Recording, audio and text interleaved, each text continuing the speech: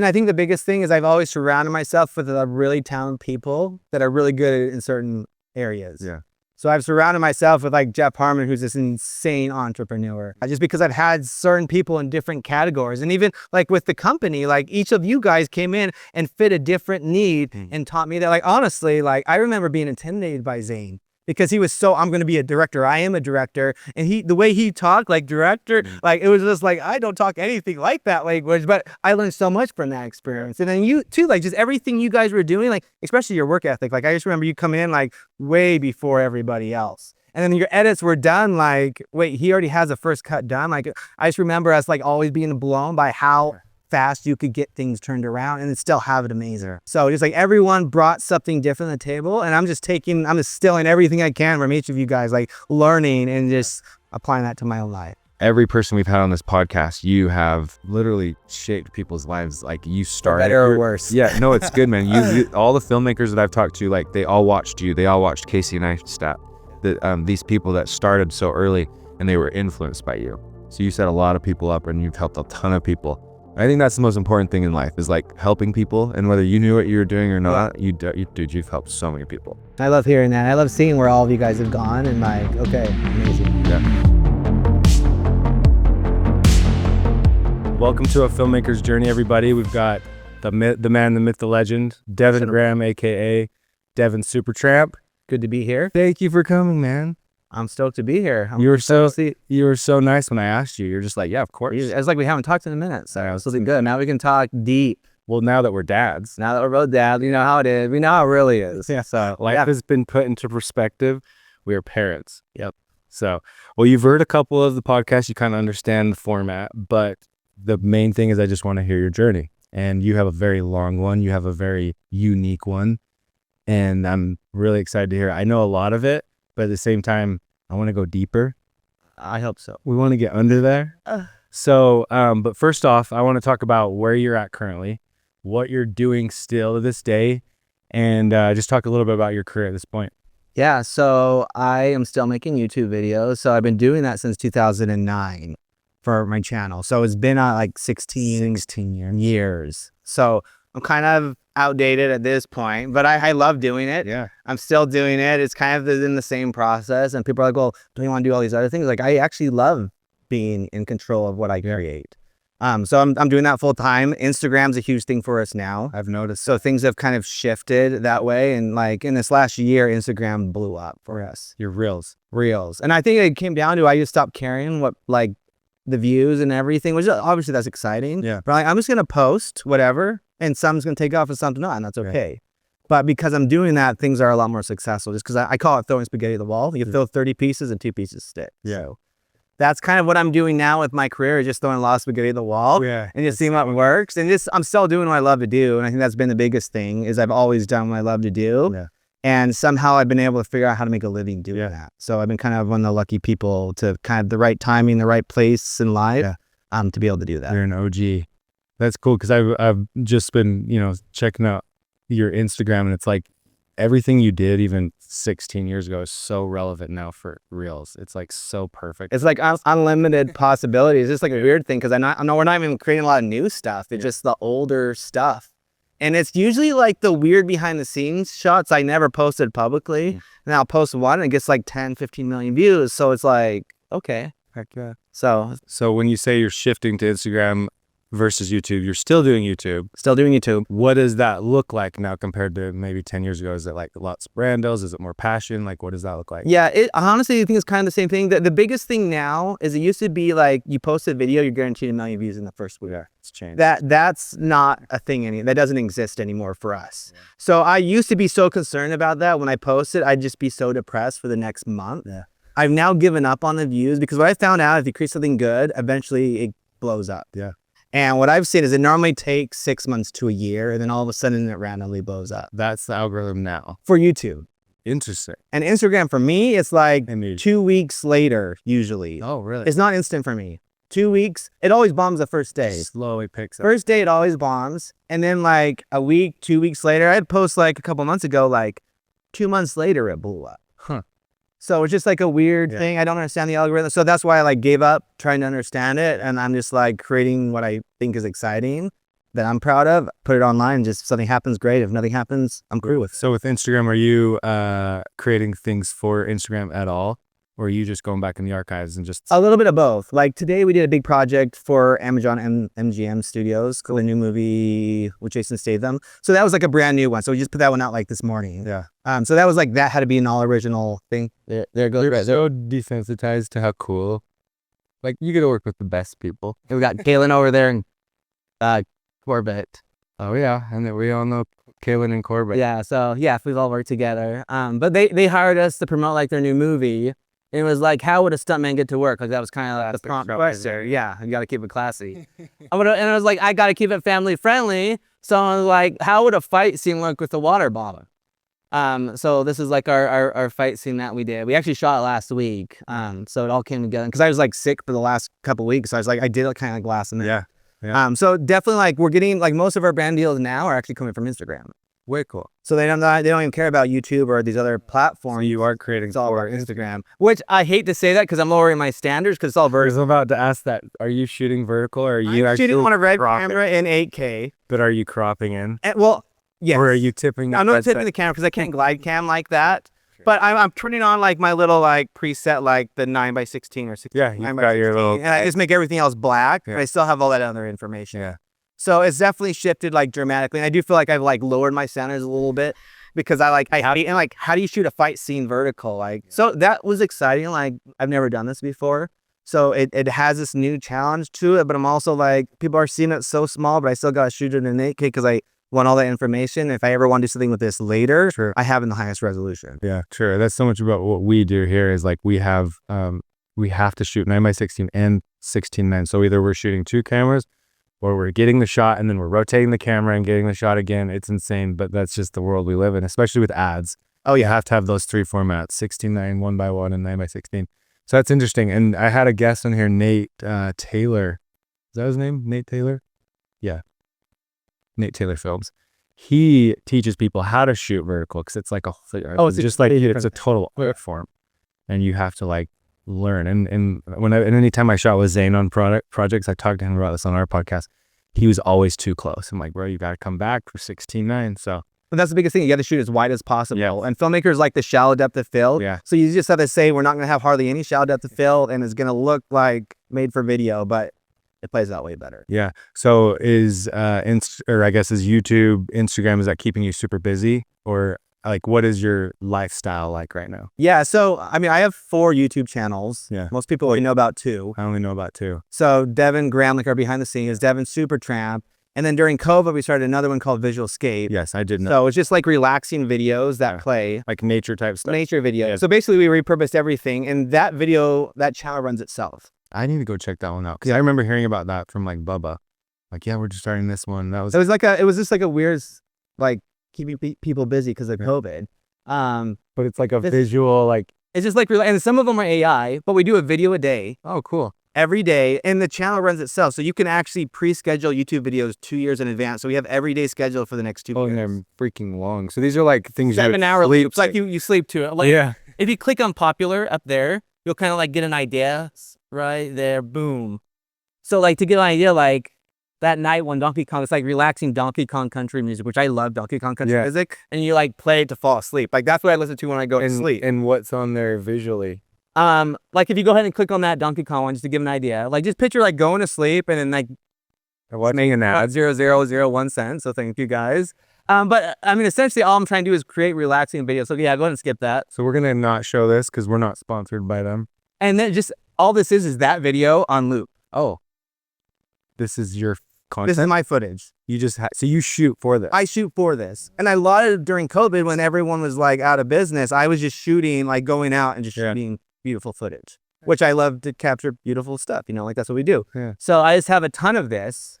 Not just a ton of this. We're talking like thousands of terabytes of this kind of footage. GX, they're huge files. And I know you're shooting in 8K. Like if you go back one more time, like, and then we'll do some like really just like cinematic like drone videos. If you exit out of that, like where I'll take like, cause I shoot all this amazing footage all over the world. So then I put a video together just of like Ireland. So if you go back to Popular, and it's just like 2 or 3 hours of loop videos of all these different locations. So yeah, click on that second one or that first one, any of them. but that'll give you like a good idea. It's just pretty footage that people like when they have like guests over, just playing in the background. Super cool. So, And then do you sell these to like RC Willie and everyone that has TV or Costco? yeah, and we license all this footage to Adobe stock. No way. So it's another like side hustle that no one knows about. Yeah. And this is like not even attached to my brand. Like I don't really want people to associate me with like stock footage at all. Like I try to stay away from that, but this is like kind of like another side hustle that I kind of it's like the Apple videos that just play. And I'm like, how do they run a drone for that long? It's like miles. Yeah, it is a good site. And they're using obviously helicopters and stuff like that. But I mean, this is all like our footage. It's all stuff that we own. And then we're creating like music that we'll license out from like artlist.com or IO.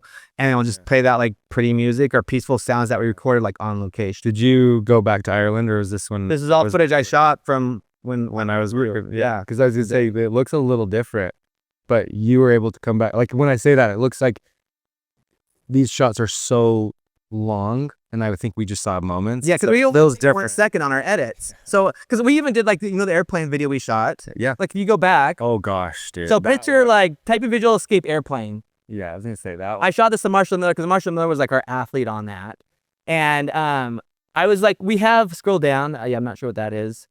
Down, down, down, down. I'm actually not sure what that stuff is. I thought it would pop like right up. Maybe I need to change my keywords. Type in Visual Escape Pilot Wings. It's a good learning experience. Yeah, Visual Escape Pilot Wings. Wait for it. No, I was on the shoot, man. This was literally the most insane. Oh, right there. Yeah, any of these is fine. So we just, because we had that video so cut up because we need a 2-minute video. So it's like we had, I think, 3 hours of footage. You guys rolled literally the entire time. Yeah. On the helicopter. So it was like, what if we just let these shots breathe out and play out? So these are like beautiful, epic shots that just play out forever. That's amazing. And that's why you have 20,000 terabytes of everything. In 8K in RAW. So crazy. So yeah, this is definitely a side hustle. I have a picture in my office of these. Yeah, you saw that. And he's upside down. Epic. Dude, one of the coolest experiences. And then seeing Marshall just literally fly. But yeah, so now I have like stuff to play while we're doing the podcast. Yeah. So just roll. Now you know. But yeah, just like, it's not quick cut. It's very slow pace. It's opposite of what like Devin Super Tramp is. And like what I'm like excites me. But this plays out a lot better when you like have guests over and you just have that playing in the background. Super cool.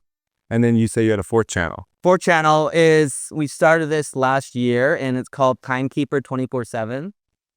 This is like a brand new channel that's like, we still haven't hit 1,000 subscribers, but we put out a video a day. So yeah, that's it. So my sister's a school teacher and she's like, our problem we have is we need timers to play for our kids. Yeah. So I'm like, well, let me fix that problem. Because I looked on YouTube and a lot of the timer videos get 20, 30 million views. Oh, no. So I'm like, there's a need for this. And the quality's like terrible. Yeah. So I created all these during December, January when like things were down. Yeah. And so this is like another channel that I want to say in the next 6 months is going to blow up. Yeah. So. Well, yeah. So like anyone would just, I need a 60-second timer or a 60-minute timer. And they just return this is where you'd go. Like, okay, I need out of unicorns. So you have a little girl that loves unicorns. Like, it's just trying to think of all the different types of things. Yeah. I think we'll start putting that up too. Because I end up taking these way too long sometimes. I'm like, I need a we would have a 60-minute timer though, and that's how we have it, but it might also make it a little bit intimidating to you have to look at it. Totally. But yeah, so this is, I mean, we're doing like a lot of different things. This is another one of these things, and like I'm creating that with AI, and then I'm learning how to create the backgrounds in After Effects. Cool. So it's been like a brand new thing that I'm not known for. I don't want to be known for it. Oh, great. But it is like the inside scoop of like, because I think like to survive on social media, you have to have multiple platforms and you shouldn't just rely on one platform. Yeah. So my whole thing is Devin Super Tramp. I want to be around forever. Yeah. I like to think it's going to be around forever. Yeah. Who knows though? So I'm going to have all these other side hustles that have nothing to do with me that can survive on their own. Yeah. So like that's one of the side hustles. The other side hustle, Adobe stock, because we license all our footage to Adobe stock as well. So there's just like all these other little side hustles we're doing that help fund our bigger project. Yes. That's amazing. Well, I'm excited to like get to the end of this because the last question is like, where are you headed next? We'll get there. We'll hold that. We'll get there. But the last question I had was as far as the brand deals go. Do those come often? Is it like it was when I was working with you, or is it like feast or famine, like a lot come? Like what is that still like? So I think the brand world, I guess. Yeah, COVID changed things drastically. Yeah. Where the budgets were drastically higher, and then once COVID hit, everyone's afraid to spend money. Yeah. And that's not just for me, it's just across the board from any other like influencer I've talked with. Right. So like we did a big one for Lucasfilms last or I guess 5 or 6 months ago. Mm-hmm. And we've worked with them before, and it was like I knew kind of what to expect, but the budget was dramatically different than what we were used to working around. Yeah. So now it is a totally different world. And my problem is, regardless of the budget, I'm going to put in the same amount of money. Yeah. I don't want something that's just kind of mediocre. So I'm like, we're doing this big Star Wars project with Lucasfilm, and I'm helping fund like half of the project because I want it to be good. Yeah. And we like shot at Outpost Extras, like kind of like a Star Wars looking location. I had like actual stormtrooper costumes that were like certified, like, and I just wanted to look as awesome as possible. So cool. that's my problem is like, I'd rather lose money and make something I'm proud of than make like cash. That's so cool. Does it turn in? This is totally off the rails. Do you try to make those like long-term relationships with these brands by making better content and spending all your money early and maybe they come back? Is there that thought process, or is this just you being like, I just want to make something great for you? Anything I do, I'll always put the whole budget into it. And occasionally like we'll make money on the other thing. But for me, it's like, I just want to make something I'm proud of. Yeah. I don't want to put Is that just like a you thing? That's a me. Cool. It's my, which you can pin that. Yeah. Yeah. And that will never change. I'm just curious if there's any like. Yeah. No. And the thing is, I always want to make sure whoever hire me is stoked and wants to hire me. Which is going to happen. Yeah. So that naturally happens. Yeah. Like, I mean, that was what happened because I did a fan film, Jurassic Park. Yeah. I think this is before your time, after your Kaylin. It was Kaylin's like first video here. So I remember I was there during it, but you were living in Hawaii. Yeah, I was living in Hawaii. So I did that project, put it out on YouTube, and then Universal Studios reached out to me and said, Devin, we want to hire you to promote the next Jurassic Park movie. Yeah. And then they're like, we want to hire you to do the next Jurassic Park movie. And we want you to have like Bryce Dallas Howard in it. Like they gave me access to that. And then like, we also want you to promote the new Fast and the Furious film, Fast and Furious 9. Yeah. So I got a bunch of those cast members in my film. And they're like, we also want you to promote First Man with Ryan Gosling. So I had like all these different experiences from doing one project, like putting my heart into it. Yeah. So it always opens up more opportunities from just doing the best you can. Which you've done your entire career. It's like you started that way. It was like just passion project, and then the deals started to come, right? It's just it's like so. And you're passionate and you love what you do, and I think that the brands see that. And there's definitely like there's hard times where it's like, okay, is there going to be a paycheck in the next couple of months? Yeah. But then something just naturally happens. Yeah. But we also have all these side hustles that are bringing in money in different ways, so we don't have to be as stressed about it. Yeah. Well, that's the thing. That's a perfect segue of going back to the very beginning of like, what was that spark for you? And I don't even know if I know this, like, because I did watch a lot of your stuff in my younger years when you were just starting and like seeing you start your first behind the scenes and I went back and watched some of it. It's nostalgia, man. Just crazy to see that stuff because I had a feeling about you as like a fan, right? Yeah. And it's like, that's that Devin Super Tramp. And then I ended up working with you and here we are now. But basically, where did it start? Did it start way before YouTube? Was it, how old were you? Like, what did that look like? So I was probably about 5 or 6, which I know, like, how could he like film? But like my dad was pretty big into like making music videos, like at work. Like he worked at a grocery store. He made like music videos at the grocery store. Like, off hours, I think, but they kind of looked like they were like night shift. Yeah. They weighed a little bit more. And I remember seeing those and thinking it was really cool. So he let me like borrow the camera and I'd be using like Legos to make these. And we're talking like the big cameras with like you stick a VHS tape in. Yeah. Like very old school. Yeah. So I've always loved it since that time that I can remember, maybe 5, 6, 7, somewhere in that time frame. Yeah. I was breaking those cameras, so I'd always get in trouble, but they'd always let me film with it. Like they'd always like allow me to do what I love. You were breaking them. How did you break them? I think any little kid that has something that's like kind of expensive, they just kind of experiment with it. And then because I was making stop motion, I was making music videos with my siblings, with our dog. Like a dog was coming in as Godzilla and crushing all the Lego figures. Like, so it was always kind of I'm all about putting the character into that. That's what I was going to say is the first you're breaking. It hasn't changed at all, right? And you've seen it done multiple times. You've been a part of it. I've broken a couple cameras. Like we had to do that. Yeah, I think at Lake Powell was one of the times. The one I tripped. Yeah. And the thing into the hand, like I will never forget it. And then drones. Like I remember we all feel bad when it happens, but it happens. Because we do. You've taught us like you got to be up close. We want the viewer to be in the moment. So you were doing that at 7 years old. Yeah, I was doing it at 7, but it comes with the camera expense. Yeah. But I've always loved it. So for me, I was always going to make movies. I was going to make Hollywood movies, though. That was kind of, I guess, the shift or the change. Yeah. And then I was like, I'm going to do this. I went to community college. I'm from Oregon.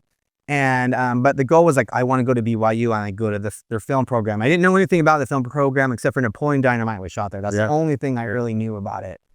And when I went there, I just fell in love with film, and I actually got rejected my first time. You can apply twice to the BYU film program. Yeah. And the whole purpose of going to BYU was to go to the film program. Yeah. So I got rejected, and I was just like heartbroken because like I have one more chance to do this. And if I get rejected again, like what does that mean for me?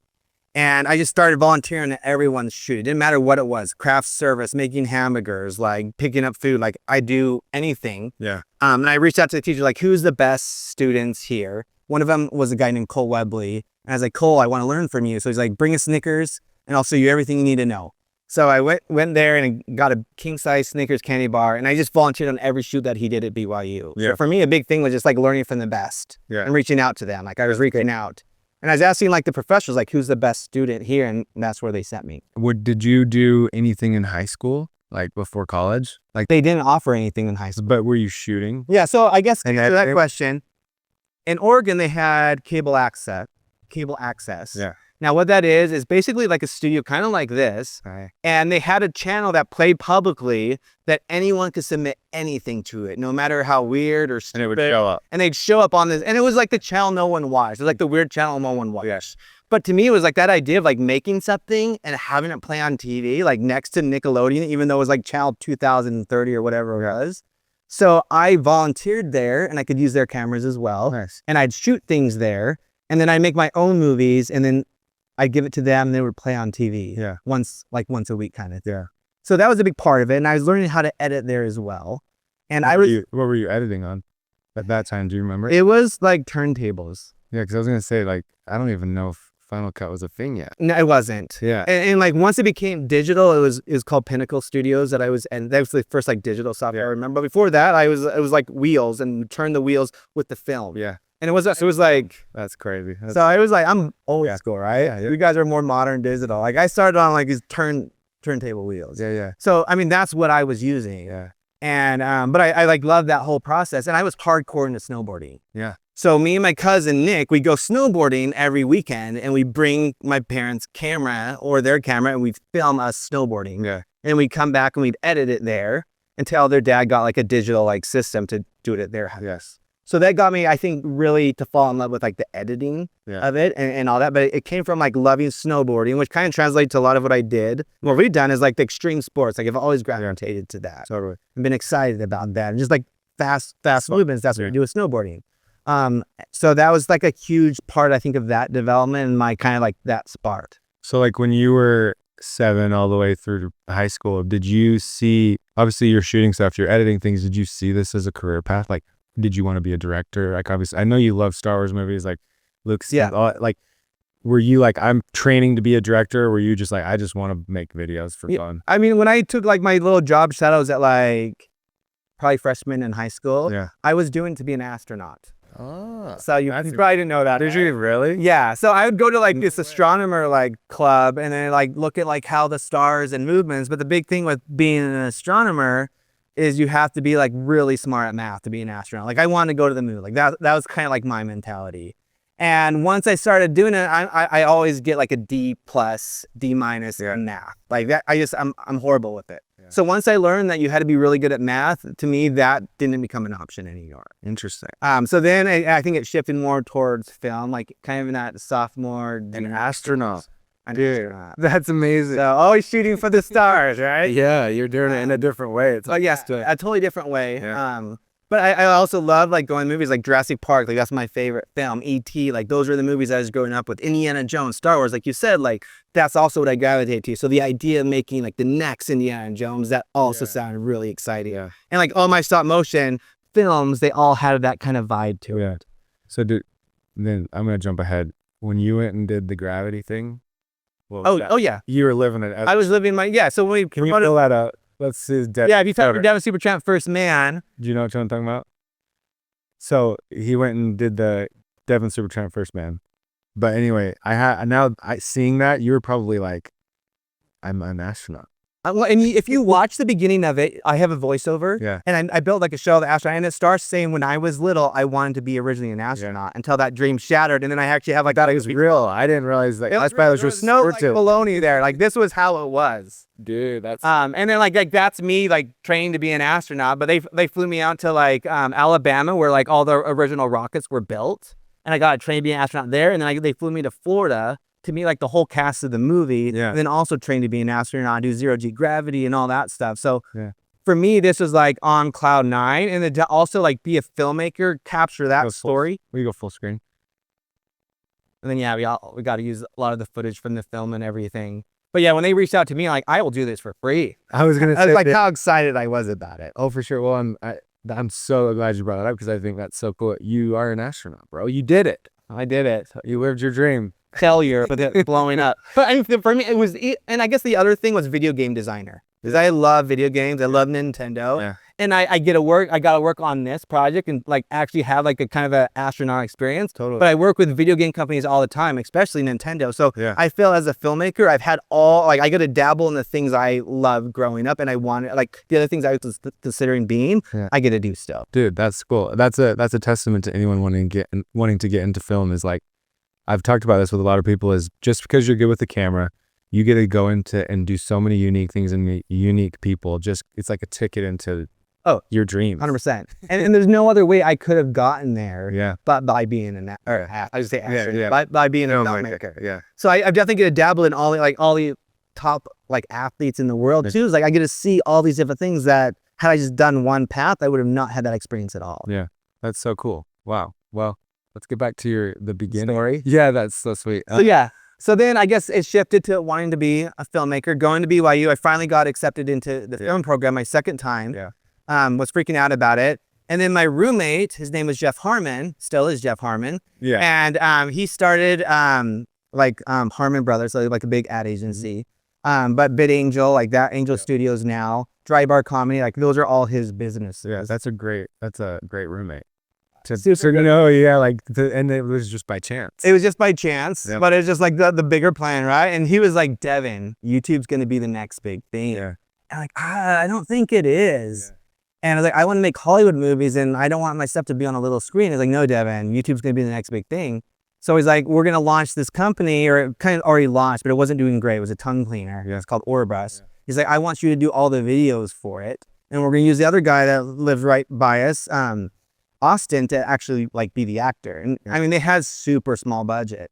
We did those videos and all of a sudden they're getting 10, 20, 30 million views and started selling their product like crazy, where they got into all the Walmarts like everywhere. And I was like, okay, there's something to this whole YouTube thing. Totally.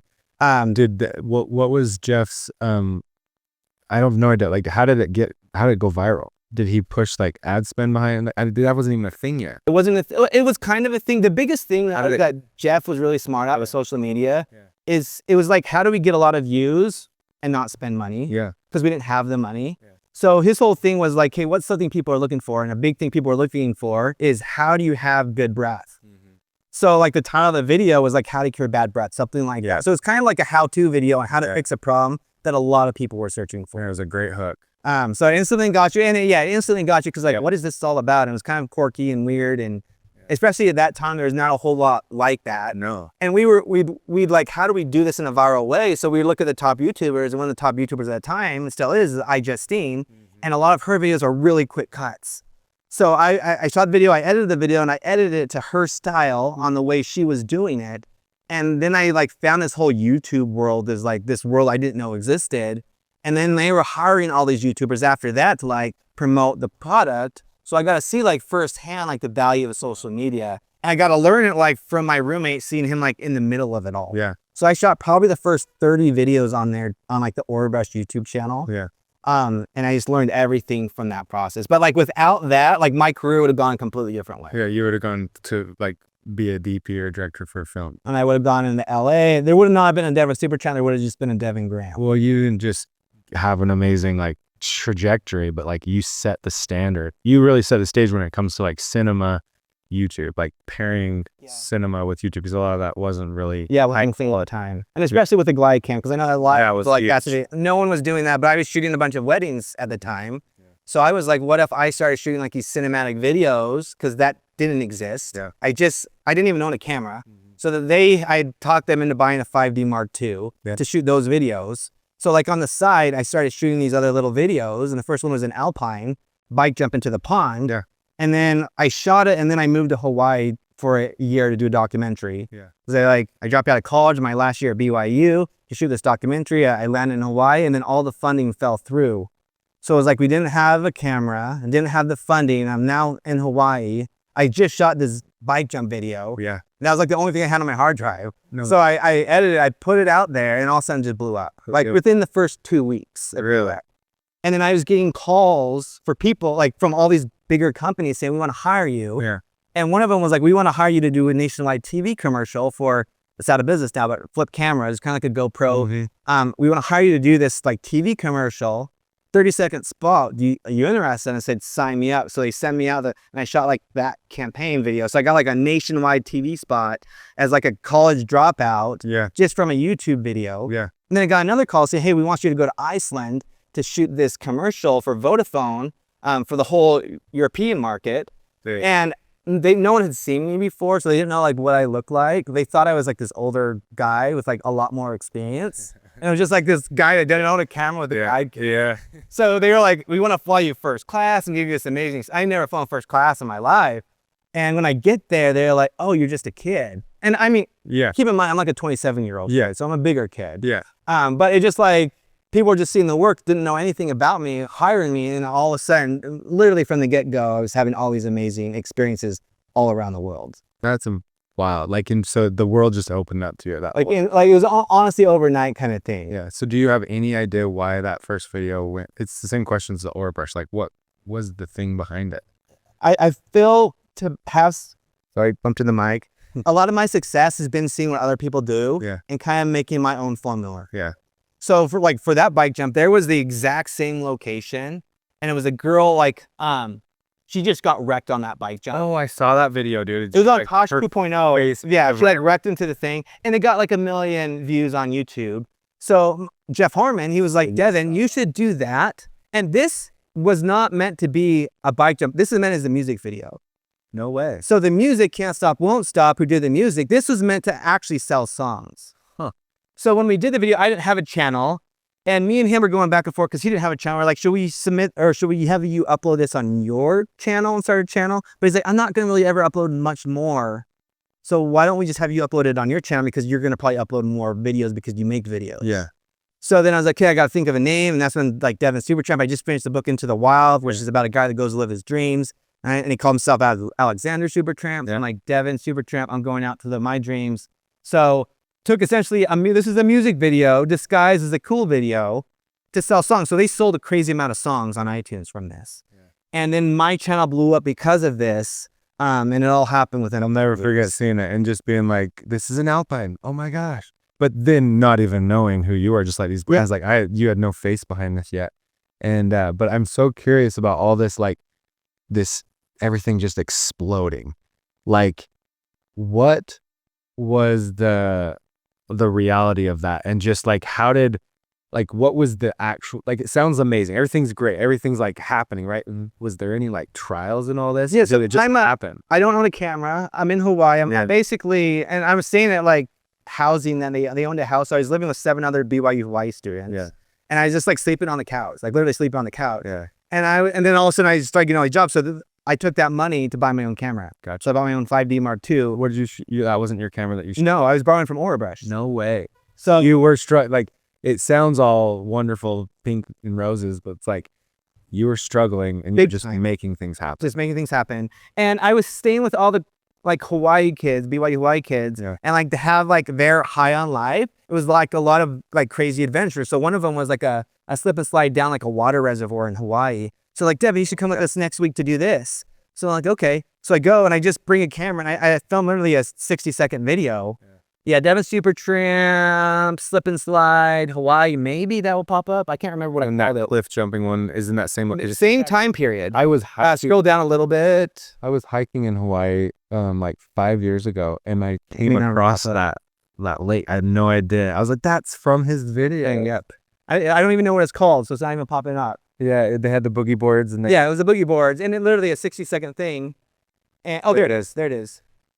So you always have the world's biggest, the world's I mean, this is like a water reservoir for crops. So it's not drinking water. Yeah. But it's not legal. Like, Yeah. so we're literally we went under the fence. Yeah. We're shooting, and I was picturing this big video with it, right? There was about 50 students here, and then all of a sudden, all these cop cars started showing up. So we all ran and hid in the forest. Yeah. And the cops came out, and they were like, there's two guys standing out there, and like, okay, we're gonna have to write you guys a ticket. Yeah. And we're like, okay, we got to do the honest thing. We're all gonna come out. You see literally 50 students come out. They look at us and they're like, okay, just leave and don't. Yeah. Just for, So no one got a ticket, just from being honest. But yeah. I mean, I didn't have much time, but like, this is what I did in that 20 minutes we shot it. yeah. And then this blew up. So it's kind of like the big everything's hitter after going. bigger hitter. Yeah. And I think you found I think you found a formula though, right? Like you're like, well, let's just do that again and do it with the difference. but at the time I didn't really know what the formula was. You were It was definitely figuring out. And I think what added to like the formula was the stress, because Aura Brush at the time, if you go to a YouTube channel, you could suggest 8 friends, like 8 boxes. Yeah. That if you subscribe to their channel, you would also, the other channels would be recommended. So Aura Brush was like, Devin, we'll put you on our recommended boxes Nice. as long as you put out a video every 2 weeks. Nice. Because we want to see that you're creating content. Yeah. They said as soon as you stop that, you're being taken off our box.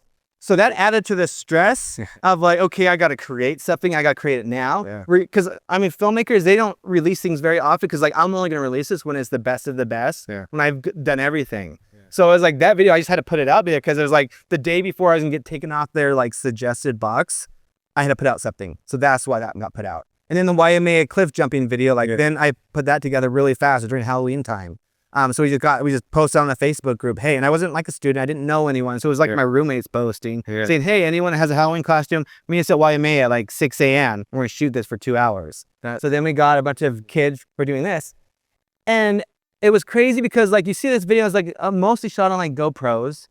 And then all of a sudden, like United States Tourism said, we love this and we want to buy license out like 10 seconds for the official like United States tourism video. So it was like this college dropout student that didn't really own any cameras, was just starting to get that funded. Yeah. And now all of a sudden I'm being a part of like these huge commercial ads. Yeah.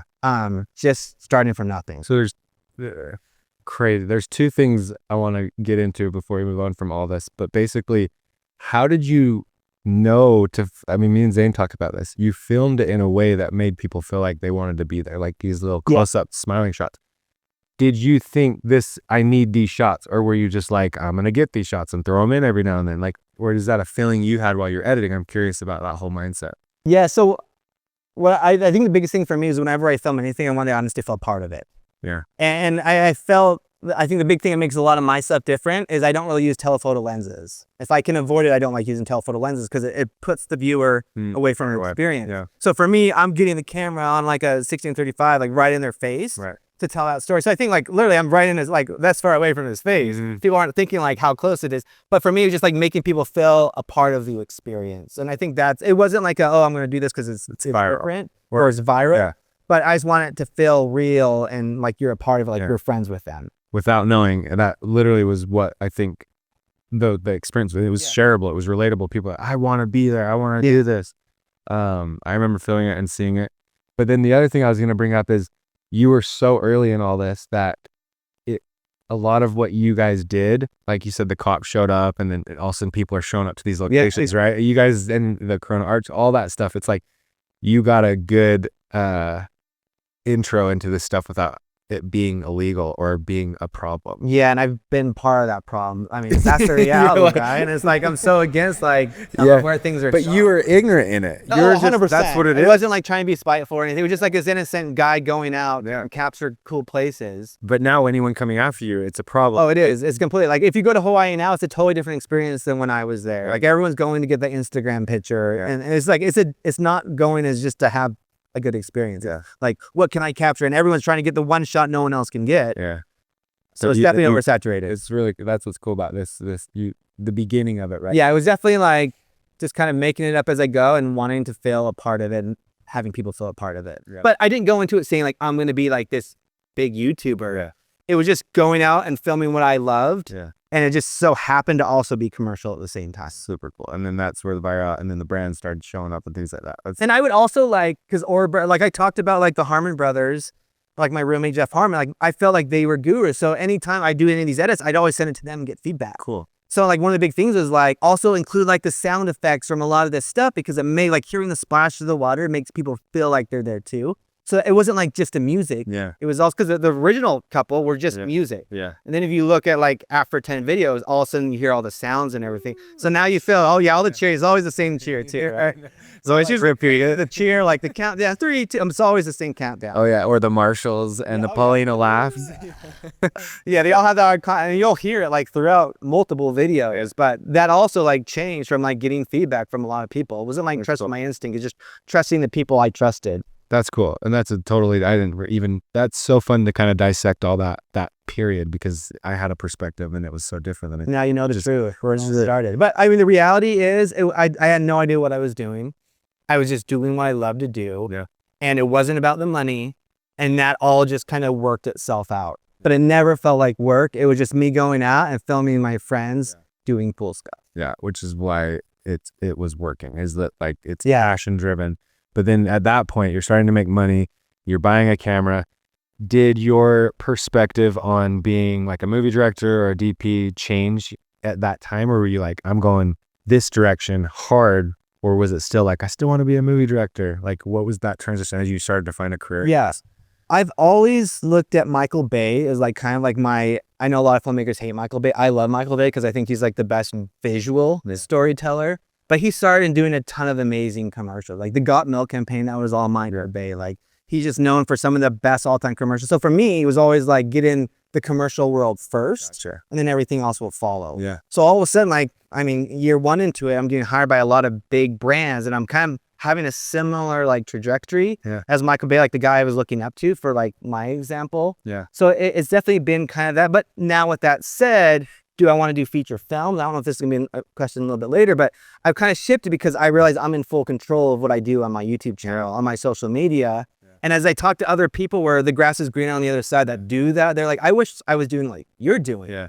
So then I've kind of had this realization of maybe where I'm at is actually a really good place, and it's really great for like families. Yep. I know other people would disagree with that, but like I can control like when I'm home, when I'm not home, and have like this amazing family where I can spend a lot of time with them. Yeah. I mean, that was my reason to not go that direction, and it was so inspired by what you were doing. I think a lot of people saw what you were up to, and you were able to make a career out of something that no one had done. And all of a sudden features and all that, like that long 6-month grind fest that you had to do. And then everyone that was coming into my classes that were DPs, they're like divorced or the kids hate them. It's like, man, there's something here that Devin's doing that's like way better, where you're, like you said, you're in control. You're the production house. You're the director. You're the person that's making it happen. And so that makes sense why you're like, okay, I think I'm going to shift this way, but you still wanted to go and to be a director and go the commercial route. So like, when did it change, or when did it change where you're like, I'm just doing YouTube? Or I'm curious, like, what was that? I don't know if I'd say there's like a switch that happened. I think it just kind of happened naturally. Yeah. And I mean, I got married later on too, because I got married at 32. So not like your standard for Utah, but I was able to like establish myself a lot more, where I think in the earlier years, like I'm going all in. Like I'm probably working the same amount, if not more, than someone that's doing the feature film. But I was able to like establish myself. So then when I had a family, I could kind of shift my priorities. So then, speaking of family, before you had a family or a wife, you were, you had this like thought of, I want a family. And did that play into this decision to be more YouTube focused? I think I just got lucky, and it just happened to work out there. I found how precious. Then I knew it was still on Phoenix, shout out. But I just think it kind of happened. But for me, I always wanted to be a dad. I always wanted to be a husband. And I always knew, like you said, like I've seen so many people, and obviously can work for filmmakers, like make it work. But I've seen so many like it not work out, and not only not work out, but be like terrible and destroy families and destroy the kids. And I was like, I'm not going to have that happen to me. So I was like, I looked at the other filmmakers that I looked up to that had like these strong relationships with their spouse and their kids. And I like asked them like, well, what are you doing? And it's like, be in control of your schedule. And most filmmakers, the reality is, are not in control. Like you have to take every job that comes through, because it's feast or famine, which is still feast or famine. But if you're in full control, it is different. Totally. So I definitely kind of lucked out there. But for me, like having a family was always like priority one. And so that was driving your decisions. And obviously, as you were getting more success with YouTube, you were always had that thought of like, I'm going to have a family eventually. Dial it back to this, like Hawaii, things are going crazy. what happened next? Like after Hawaii, these things started blowing up. What was the next? Yeah, so I dropped out of college. I'm shooting a documentary. You were done with college at that point. Was it before the success you were done, or was it when I say the success? I dropped out of college my last year, and I was gonna finish the documentary and come back to BYU. It was that surfing documentary. Yeah, surfing documentary. That ended up taking me 10 years to. Yes, I remember because you showed it to us, and I was. Yeah, like years 7, 8. What was his name? John Mozo. That's and right. I mean, his story. He's a surf photographer that also had the same path. Like he loved photographing the waves. Yeah. And he died doing it, which I mean, terrible, tragic. But he had this amazing relationship with his family. So for me, like working on that documentary, I was kind of like telling my own story through it. Yeah. Where I was like, I got to see like you can do something you love, but you can also have this amazing relationship with your family. And I remember like in the documentary and like in his interviews, because I filmed it after he passed away, he said, I want to be known more as a dad and as a husband more than a photographer. And I remember always thinking like, that's how I want to be too. Like I want to be known as a filmmaker, but I'd rather be known as like this amazing dad. And I know the same thing for you too, though. 100%. It's like, and Zane and I talked about it too. It's like, you want to be on your deathbed and you want people to still like you and not have regrets. And it's like, who cares about this stuff? It's the relationships that you build along the way. And this is a bonus. Like I look back and like, this to me is a different life. Like I'd still like to travel a lot, but it's like the reality is I'd miss out on all my kids' games. You know, like I was able to go to all my sons, like even basketball practices, not just games, but basketball practices. And like even going in that was a big deal for me. And if I had that same type of schedule, it wouldn't have worked out. Yeah, that's so cool. And so then you were out there shooting this, you dropped out of school. Were you done with school? You're like, I'm not going back. I was like, I'm going to go back because I want my kids to know their dad graduated college.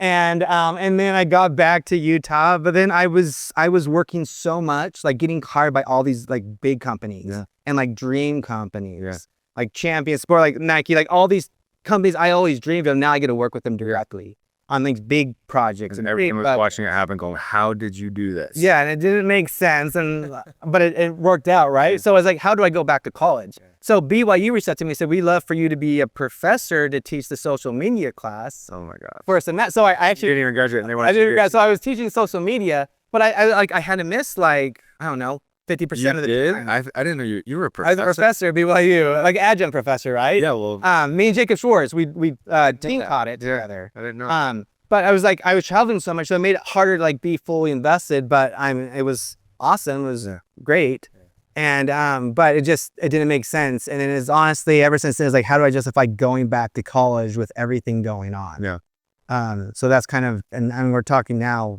we're 10 years past that now. So at this point, am I going back to college? Probably not. Yeah. I like for my kids to know, like, dad finished this, finished hard things, but it's just like, I can't justify that at this. Dude, you just have to tell me you're a teacher. It's like, I'm like, my drop. Like, walk away. But yeah, and it was an awesome experience and whatnot, but. That's cool. So then you came back to Utah, started doing all these gigs. Keep going. Trying to think where I go from there. Yeah, you just keep doing all these projects and you're getting paid to do the brand, but then you're also getting paid to make the videos on YouTube. And I'm getting wiped out. I'm getting burned out from it. Like pretty burned out because I'm doing all these projects. I just went to Hawaii. And then I realized like I couldn't really do it by myself. And then I posted on Instagram because that's where I'd get anyone like help with anything. Yeah. And then Parker Walbeck responded and like, I need someone's arms that look like these arms. Yeah. Like my actor in Hawaii, who was like a Hawaiian guy. Yeah. So Parker responded, he shows up and Parker's like hardcore. Like he shows me his stuff and I'm like, this footage is amazing. Yeah. And then I was like, we should work together. So I was like, next week I have a shoot in Seattle. Yeah. To film the world's largest snowball fight. Yeah. You want to come and we'll stay in a hotel. We're gonna shoot the video and we're edit all night and release it that day or that morning, I guess. And Parker was like, let's do it. Yeah. So then we flew out and then we shot that and we just clicked, like one of the hardest workers I've ever worked with.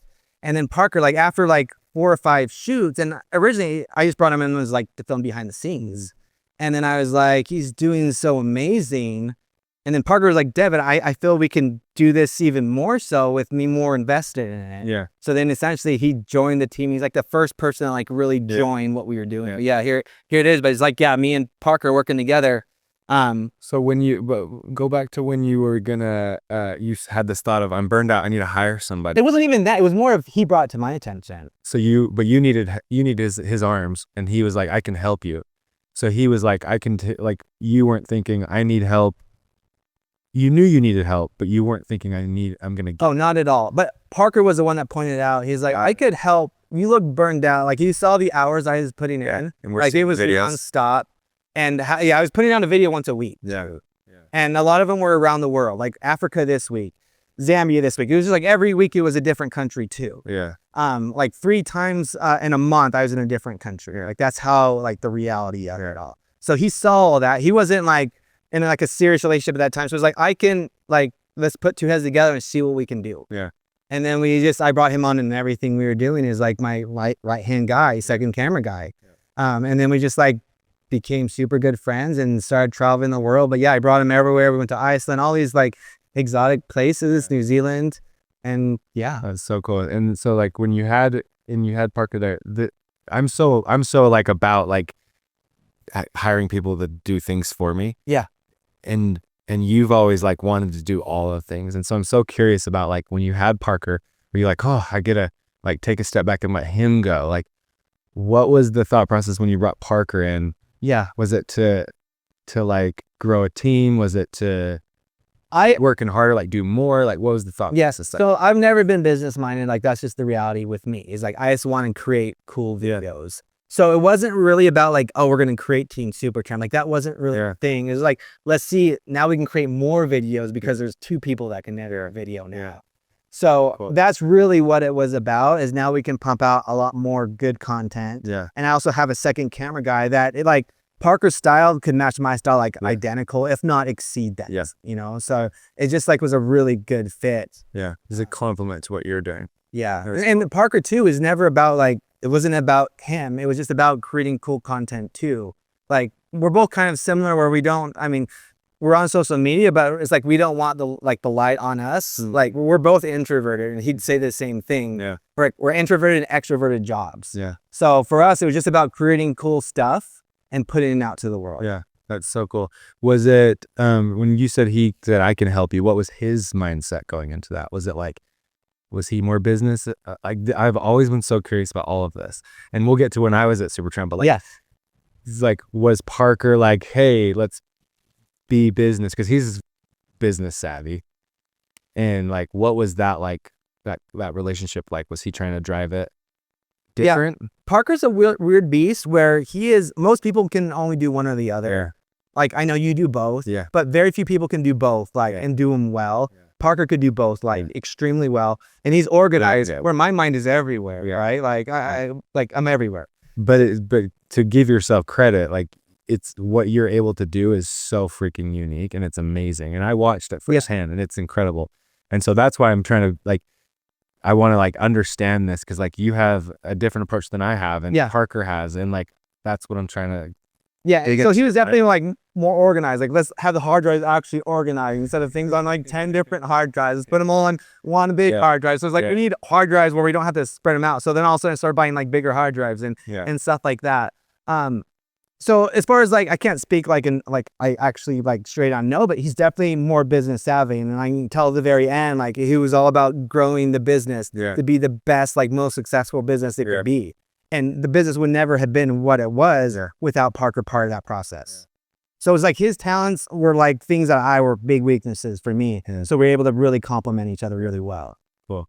So then you guys worked together, and then you guys started to build a team. I know that Carter came on. Yeah, then you had Seth and Creighton too, even before Carter. And no, Carter was I was using them a ton. It wasn't like they were like officially like athletes. Like like they were my go-to like athletes. Creighton.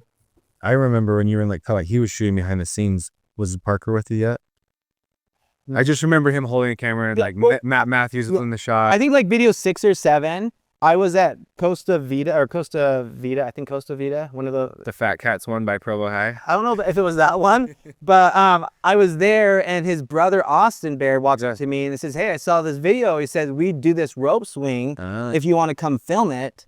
Because that was before Parker. Yeah, this is before Parker, and he showed me that. And that was like your first BTS video, was the Corona Arcs rope. So it was the first one that I think I filmed officially. Like, and you tried to make it for. And I was like so out of my comfort level. And that was because the Harmon Brothers was like, if you want to be a YouTuber, you also have to be a face. Yes. I was like, I don't want to be a face. And like, you have to be a face if you want to have any success. Forced into it. Yeah, so I got forced, and you can tell like the original ones I was really awkward because like I don't want to be talking to the camera, but here I am.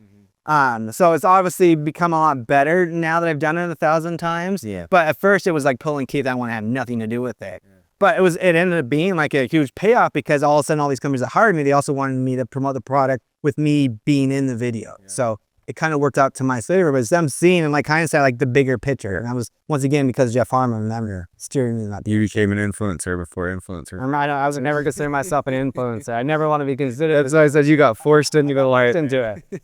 But that's what I wanted to get into is like the whole Creighton started shooting with you, and then it wasn't even that. It was like I was working with his brother.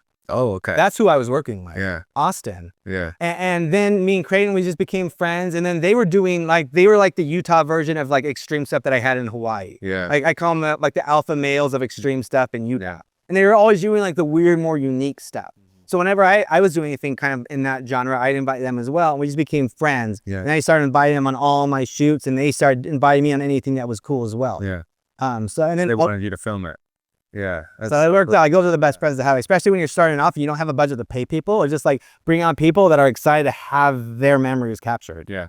So did you have any forethought of building a team super? Obviously, not at all. You didn't have a team. It was just like, hey, Creighton, will you help me shoot this behind the scenes? Yeah, because even then it wasn't like we were super connected. I think really the team thing happened with Parker. Cool. And then it was like, then Parker was like, oh, we're getting so busy. Why don't we bring on my friend that I started a mission in Honduras with, Carter? Mm-hmm. And I think Carter was doing like pre-med school. Like it was something. Yeah, I forgot about that. Physical therapy. It was something in that realm. It was in film. About my pay grade. Nothing to do with it. And Parker also, like, he wasn't going to school like to be like this filmmaker. Like, yeah. It's just kind of this weird thing where it's like a lot of people I started working with had nothing to do with that as like a hardcore passion. Right. They just fell in love with it and they're putting their heart into it. Mm-hmm. So then Carter came and was just shooting all our behind the scenes. And I didn't know this, but like he was editing them on his bus while he was going to like pre-med school or whatever it was. And then I had this big Dubai trip coming up and I had another project. So I'm like, Parker, can you go to Dubai and bring that one guy, Carter? I don't even know if I like really knew his name because he was doing it kind of behind the scenes. Yeah. I wasn't seeing. Yeah. And I didn't know this, but like they had their first baby, Lola, I think. And then like 4 days later, he's leaving to Dubai for a couple weeks. Yeah. So for me, it was just like, I didn't know this until like after, like he was so dedicated to it. And like looking back, like I felt bad about that. Yeah. But just like seeing like his passion with it. Yeah. And then for me, he was just like the behind the scenes guy. Cause I mean, that's the reality is like when you do any job, you kind of get stuck in that job. And we were starting to plan this big New Zealand project. And it was like 13 videos in 14 days. And I was feeling overwhelmed. And Parker was like, Devin, you can't do this by yourself. It's going to be chaos. Yeah. And he's like, why don't you have Carter oversee it? Yeah. I was like, oh, he's just the guy that shoots the behind the scenes. Yeah. And maybe Carter's going to correct me on some of this stuff, but it was something kind of like in that realm. Yeah. So then Carter like grabs the reins and like perfectly orchestrates it. They're like, oh my gosh, this is awesome. And it's a perfectly planned trip. And then we break up on 2 teams and we bring on Parker's brother, Dakota. Yeah. And we go to New Zealand and break 2 teams. We have 2 red cameras. We're just like capturing all this crazy content and everything runs like perfect. And I'm like, okay, Carter knows how to do this way better than us. Mm-hmm. So then from that point on, Carter was like one of our main producers. Yeah. So I want to go back just a little bit. Yeah. You constantly be rewinding. Dude, well, that you want to go. You're like firing. And I'm like, but I want to keep. I'm genuinely so curious. And I'm like excited about this stuff. So go back before even Carter. You worked so hard and the Iceland trip. Yeah. Like you went there and it was like, you'd never slept, right? You are the hardest worker, especially in film that I've ever worked with. You love it.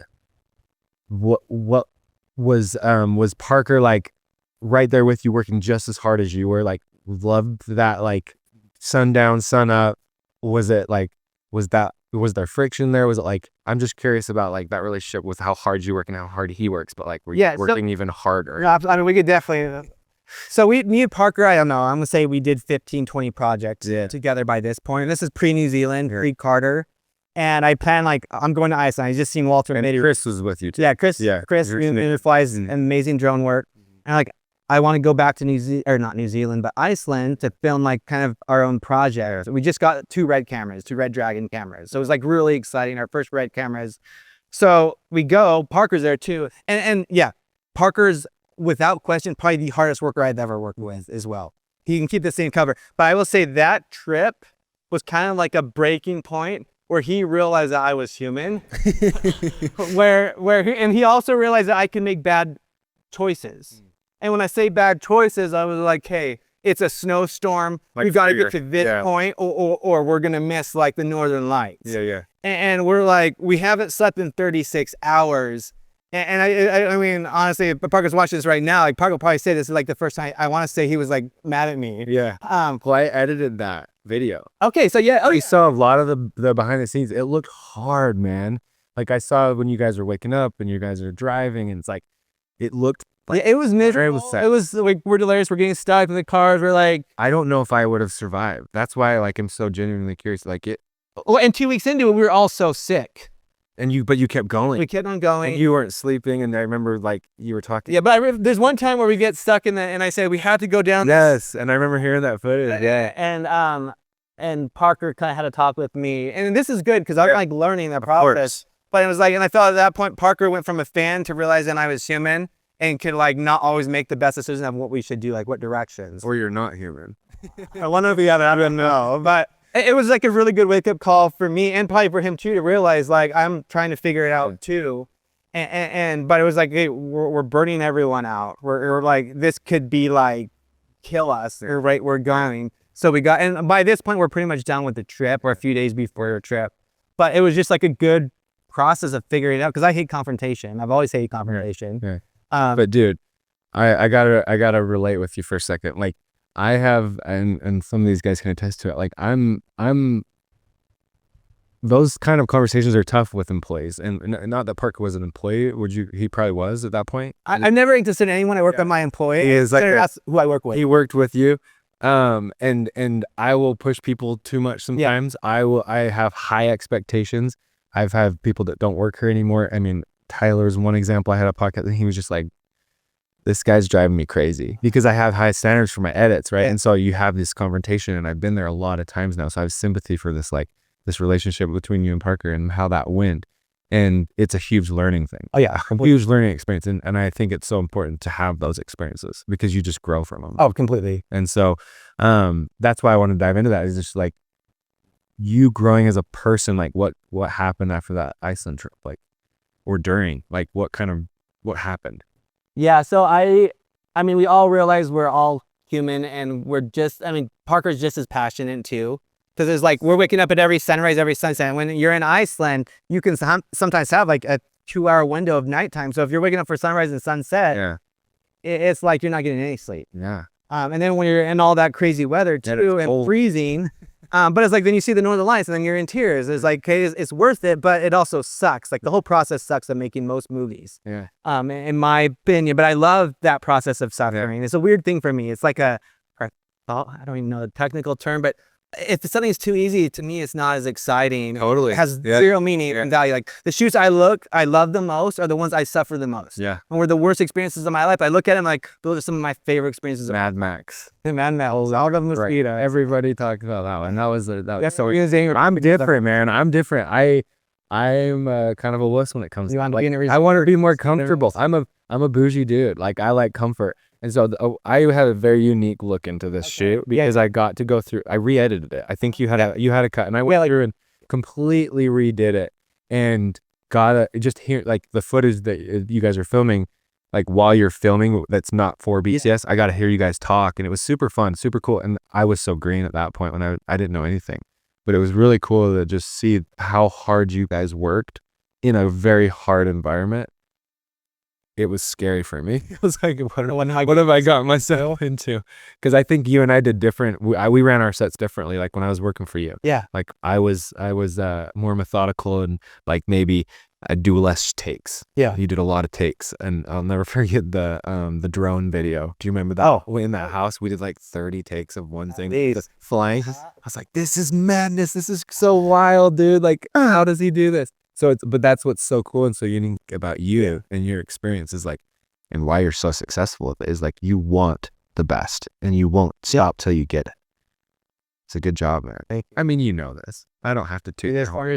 Trying to figure it out. But yeah, I mean, it was good because a lot of these guys too were hardcore too. Like having local Icelanders and Chris, the photographer too. He's That's right. world renowned car, and he's the same though. Yeah. He's 100% invested, and for him, it's about suffering. He even talks about it in the video. Yes, that's It's like part of it is the suffering that you go through, and that's what and that's also what makes people different. Is how long can you last? And most people would give up. Yeah, That's the thing. and I'll be the last one. You won't. If I can help it. And that's why you're so good at what you do, is like you really will show up first and you will leave last. And I'm gonna compare you to Kobe Bryant, man. First guy in the gym, last one's the lead, man, and high expectations for everybody. So okay, we've harped on that enough. Let's move on. Let's get back to the Carter thing and Team Supertramp forming. You still work with Creighton, you still work with Seth. I know Seth produced for you too, and then Carter came in and started producing. It's like this whole Team Supertramp started. Well, and forming. Seth honestly was a little bit after that, more so I would say, because he came after New Zealand and everything. Totally.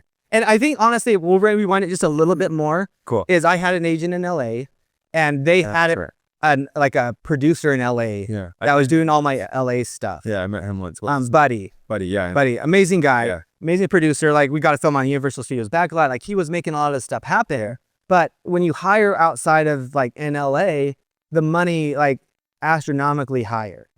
And it was just like we were constantly outsourcing that to other people. And it was like, what if we did this in house? This is kind of like one of Carter's pitches.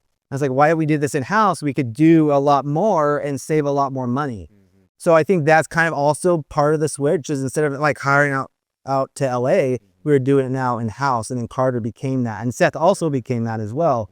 But I definitely say Carter was one of the kind of main kind of people that. Was that driven by Parker too? Was he like, did he have this vision of like, I need to hire a team and build this company? I definitely say Parker was a big part of that. And he brought Carter in first. And I think it was because he just saw how I was all over the place, and he was like, let's hone all this creativity and kind of give it actual direction. And I'd say Carter and Parker were huge in that. Yeah, for sure. And they did the Dubai trip. And was that the first video that Parker did without you? They did a big one for Timex. I don't remember what one came first. Timex was like the first brand deal where a brand came to me, and Parker was like, if we want to be as big as we can, let other people also take on the brand deal. So let's see what I can do with this. Well, he was pushing it. Yeah, so he was definitely like a big part. And he was like, I've done this now with you for so long. I need to feel like I'm growing too as a filmmaker. And part of that would be like working with brands directly. So I didn't even like work with Timex directly. It was all like Parker kind of making it happen. What was that like for you when you saw that? Was it like cool, or were you like, no? No, it was easy to me. Yeah. It was just like, because I was already doing another project. Like there's never been like, oh, well, he's doing this project. It was like awesome. Yeah. And I love the idea of like him growing, and because I felt like he was giving so much. So like, how can I be a part of helping you grow? So it never felt like, oh, you're doing Time Edge, right? And I do that. Like it was always a good thing with that. But I didn't mean it like that. Like, did you see it as like an opportunity to grow your business? Like, oh my gosh, I just duplicated myself. I've never looked at it like that, which I know a business person would. That's right. And I know that's how I would think that's how they were looking at it. For me, it was just like, oh, we got to create more videos and pump out more cool content. Cool. That's cool. Because that I keep saying we'll get to when I was there. But basically, so you got Dakota, Parker, Carter, you four. And I had another guy, Jace, who was in the Iceland video. He was never like full time, but he was a big part of like my first 10, 15 videos. Yes. He was just volunteering on everything too. And then I'd bring him on everything, but he was doing other stuff too. So it just wasn't a good fit. So he kind of went, but still loved Jace. And he was probably like the first person that invested in me when no one else was like investing. He was probably like me on the Iceland trip. Screw this. There's this hard. But like on the original bike jump, I had met him working for another company, and I was like, hey, Jace, do you want to come help me shoot? Because I'd love to have a second camera guy. Yeah. So he had like a Canon T2i, and he was like the telephoto lens 7200, and I was like the 1635, like in people's face. Very cool. But yeah, that was all Jace, my original probably top first 10 videos. And when I was doing the documentary, I flew Jace out to Hawaii to live with me for 3 or 4 months to also help. So we connected that way too, and he's helping me as second camera. I love that stuff. That's so cool. So then you guys went to New Zealand, and I remember that was like right before I came on. You guys had gotten back, not even came on, just like got that opportunity to come work with you guys. What happened after the New Zealand thing when you guys split up in the teams? Like, where were you guys at business wise? Where were you headed? What was the trajectory like? Yeah, we were always doing brand deals. Like even New Zealand, it was actually a fan that reached out saying, hey, I live in New Zealand. I can hook you guys up too. So we reached out and he like hooked us up with New Zealand tourism. So kind of like took care of that load. But then we got big sponsors as part of it. Shit was one of the big ones. So it was like we were having so many brand deals come so fast that we couldn't even handle it all. Yeah. So it was like all those other guys coming in at the right time. It was like we're growing really fast, expanding really fast. And I don't know, it was just 2014-ish. It would have been 13 or 13, 14. 14 is when I started Okay. and stuff. And I think it was the beginning of 14. Yeah, yeah. Because I was like Marchish, and I think you guys were in like around winter. Yeah. There. And we were doing behind the scenes like that on every video now. And we were like, we don't have enough people to do all these behind the scene videos. Because now Carter's producing. He's producing everything. Yeah. So we were like, and Parker would have been the one that suggested is we need to start hiring other people. Yeah. And Parker was like, let me oversee it. I'll make sure we get like the best people for the job. Yeah. And then we put out essentially like a casting not a casting call, but like hey, we're hiring. Yeah. And we put that out to the world, and you were one of them. Yeah. And I just thought of this. Was there actually, when I got, I mean, you know, my whole like back and forth with you of like how I left it in my email and I hit you up. You're like, yeah, we hit you up, dude. And I'm like, what? It's in spam. Did you guys actually have 5 people that you're trying out? Do you even remember that? No, that was real. So what I remember is I want to say we had around 200 people. Yeah, I remember that wanted to like get the job. Yeah. And I was like overwhelmed by it. Yeah. So Parker like was kind of overseeing it. Yeah, because he gave me the footage. Yeah. So he picked like the top 5. I want to say 10 people, but maybe it was 5. Yeah. But he gave everyone a hard drive and see like what they could do. Yeah. And I don't remember like the requirements. I think just do your best job and turn it in when you have it done. Yeah, exactly. And that's what it was. And I was like, I'm doing this tonight. And I did it and gave it to you guys the next day, and ended up being me and Nick. Yeah. And I think Nick was also the same mentality of like turning it around like insanely fast. We were probably the first 2 to get it to you guys. And you're like, cool. And we were expecting like a week or whatnot. And I think the other guys turned it in like a week later, or 4 or 5 days later. So, okay, these guys are really serious about it. Yeah. And it's so serious. You have no idea. But I don't even remember the edits. But obviously, it was amazing enough for us to bring you guys on. Yeah. It was the behind the scenes for the PCC for me. And Nick was, I think, the Zorball, I think. Yeah. And he did some New Zealand. Yeah, the Zorball in New Zealand, I think is. Oh, that's right. Yes, you did. I forgot the Zorball. I also that speedboat one. Yeah. Oh, yeah. But I think we were only going to hire one person. And I think that was wrong. That was the point. Okay. And then what ended up happening is that he started working with Parker. Yeah. And then I was kind of starting to work with you. Yeah. But it was this like no one talked about this like competition that all of a sudden it was like, you were only getting one person. Why are me and Nick both here? And anyway, I don't want to make this about me or too personal about my experience. This obviously brings me to when that all happened. And this was the first time I traveled with you guys in Italy. Oh, that was the thing too, is I was doing gainers and you guys like, cool. Oh, that's right. In Havasupai. And that was kind of like, man. Wait, this isn't Havasupai. This is Italy. Yeah, okay. Yeah. I'm saying before this, like a week. And you were like, I'm going out there anyways with my wife, yeah, my mom. And we were doing your meeting at your house. Yeah. And you're like, oh, I'd love to do Havasupai. I'm like, I have a spot. Okay, so you're the whole reason that happened. Yeah. And then so I got you guys signed up in my reservation. Okay, that's I went out and then you guys came and then I started. I gave you our red camera and then we had one red camera. We hiked in a drone and like the battery chargers. I didn't know you guys. I like obviously knew you, but like we didn't know each other very well. I hadn't met Seth yet. Because we didn't like collide too much. I think we saw each other a little bit, but we didn't You guys were doing your thing and then I was obviously with my family. And I think we stayed at different campsites too. We did, totally different. And but then I started hucking gainers off that one cliff. And you made me do it like 5 times. You're like, could you do it again? I'm like, yeah, again. And I go up to the top, huck it. So one more time, and it was literally 5. And I'm like, yo, are you serious? Yeah. But of course I'm going to do it. I forgot that was one of the I guess you could say almost a turning point. Yeah. I think, but it was also like traveling with you guys and just being able, you got to be able to hang obviously on these. But then we went on this trip. And this is still a highlight of my life, man. And Dakota got sick the whole time. And Seth wasn't loving the jump as much. Yeah, well, he ended up getting pain. But yeah, so this was right when I started. And obviously this was more, the team grew a little bit. Like overnight? Yeah, you got 2 extra people. So I guess from there, in your perspective, like what was happening with you as a business owner? Like you're getting more responsibility. You're starting to take on more employees and people, and you were starting like that. I feel like at that point, going beyond Carter and Parker, your business started to grow. What were you thinking? I don't know. You didn't. You were just like, I'm gonna The go. reality is like Parker left to do his own thing, right? So he started as a filmmaker, full-time filmmaker. That's right. Because you guys weren't together very long, right? The only time I worked with him was he flew into that In Canada. the Vancouver shoot, And that was his last shoot with us. and I didn't know that, and I didn't know that was happening, and so it was so weird to me to hear that he was leaving, and I heard that Right when from he came on. Dakota, and I was like, wait, what the heck is going on? And so, but Because it all happened fast because his wife got back from her mission and they're getting married. Like it all happened. So it's like all this changed. Like and where just keep like I want to hear what was going on in your head though during that. Like as Parker was transitioning out and you now have a different team. Like where you at? Where's your head at? Like so long ago, the good old days. I know it so well. Yeah, I think That I don't the thing want to for me and what I connect with is that's also when I started dating Megan, like my wife now, seriously.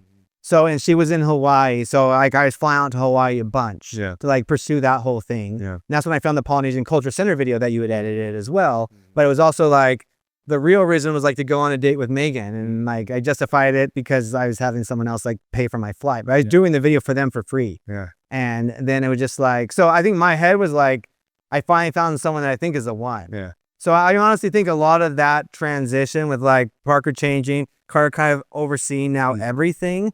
And my head was kind of in clouds with Megan because like that Spain trip, like we weren't married yet, but I brought her on that trip. And I just remember I don't know if you remember, but I was sleeping all the time. Like the jet lag was very real for me on that shoot, especially like you guys all went out to dinner constantly. And I was just like, I'm going to sleep, guys. Yeah. But so I think that's really where my head was because of all that transition. But with every transition, it's like almost starting like a whole different thing. It's like getting a new member of a family where the dynamic changes drastically. And where I had like Parker as my right hand. And I know a lot of times you were compared like, hey, Parker was like my right hand guy. He was always like the second camera guy or the first camera guy. And then you come in and it was just like figuring out where like the family structure was now that the bigger brother went somewhere else. And now the little brother is stepping up. Like there was a lot of that dynamic. And so that, I think that's what I remember. Yeah. But we were still like, this was Panama, I think it happened, but we were still like super busy with a lot of the stuff we were doing. Panama.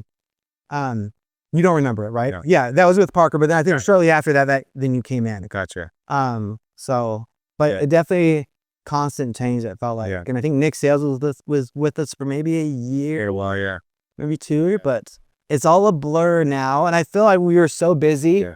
And I don't know, was it 6 months in and you started shooting? It was like 6 months in and I came to you and I was like, look, I just quit my job at this other production. Because you weren't even full time yet, right? No, I was just trying to make it. And then I remember you were just kind of, I think there was this like, oh crap, like he's serious kind of like, oh shoot. And then I started to get more opportunities to shoot with you guys. But then it just ended up growing into a relationship where I just started to go with you and then we started to do different teams and it changed. But like, obviously these are memories that I have through all of that. But with you, as we started to like build this team and you had Brandon Hoffman coming in and then, without jumping too far ahead, you ended up moving to Hawaii. Yeah. And it was like this dynamic at the office that was like, you know, we're here in Utah, you're in Hawaii. Like, which I can't believe I even did that to begin with, but we got offered a free house in Hawaii. Of course. No, you say no. Yeah. But like, I'm trying to understand like the thing I've learned and can see is like, you take things as they come. There's not a lot of like, I don't know, a lot of like. I plan 10 years in advance, but literally at the highest level. Yeah. But in between, it's kind of like filling the gaps. Yeah. So it's definitely like, but it was like I had full trust in Carter because he had already done all this amazing work and he had already like crashed New Zealand and had already done all these other big brand deals. Yeah. So Carter was like, I can oversee this. And originally Hawaii, that was going to be like a couple months. Yeah. I remember that. And it ended up going from that to like a year. Yeah. And a big part of that was also like one of the busiest we've ever been. Yeah. Because every 2 weeks I was leaving Hawaii to fly to a different country. So it also was like really taxing. We just gotten married like a couple months before that. Yeah. But it was like this dream place in Hawaii and it was a cool little ranch, like my favorite place in Hawaii. But traveling so much and like, oh, where does, because I was trying to figure it out too. So it was definitely like this weird transition, but you guys were still like constantly. Oh yeah, we were super busy. And so this is kind of what I kept saying, like I'll bring up, like we'll get to my thing was like me being kind of more business minded and more like systems oriented. And I didn't know this at the time I was there. I just kind of had this like intuition of like business and wanting to like grow. And we had like these other opportunities coming, like Sea-Doo one and things like that, and wanting to kind of push us towards like not YouTube. I think maybe even Carter had these conversations with you, but it wasn't happening. Yep. What was like, is it just like, was there never a want for that? And I know the answer to this because of where you've gone. And you're still doing YouTube.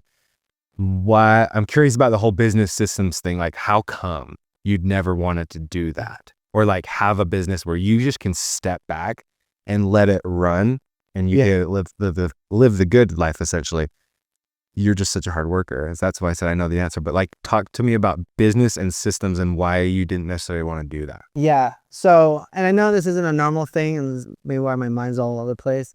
But dude, you're respected for it. Trust me. Thank you. But yeah, I think a big part of it is I just do things I'm excited about. Yeah. So like when Parker left, a big thing was we were going to do this online course. Like we had talked about it, we had planned for it, we set out outlines, and I just couldn't get excited about it at all. Interesting. Even if that looked like this huge moneymaker thing, I was just not passionate about it. And so Parker was like, I'm going to go and kind of do that. And he crushed it with that. But I just was never passionate about it. Yeah. And I'm never going to do something because of the money. I'm going to do it because I'm excited about it. Because it's like my life has this ticking time bomb that's eventually going to like end. Yeah.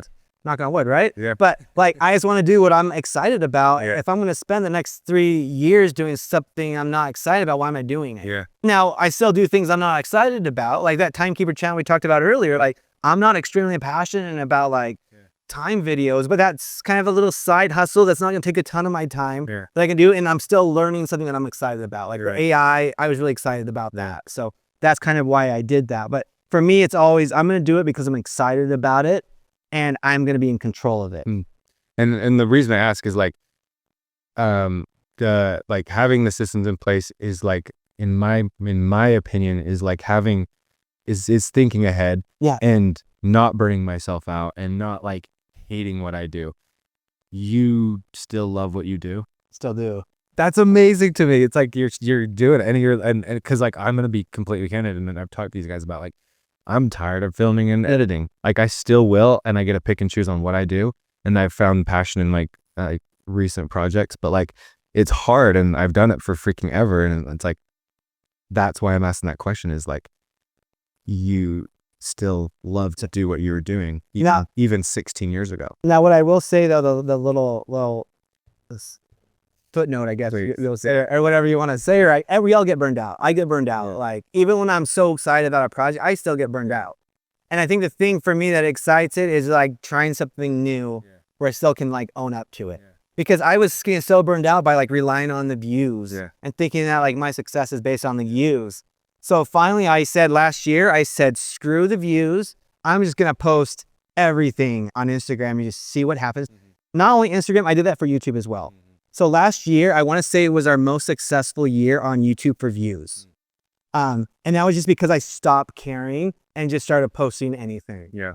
But it was because I got so burned out. I was like, at this point, I can't lose. Yeah.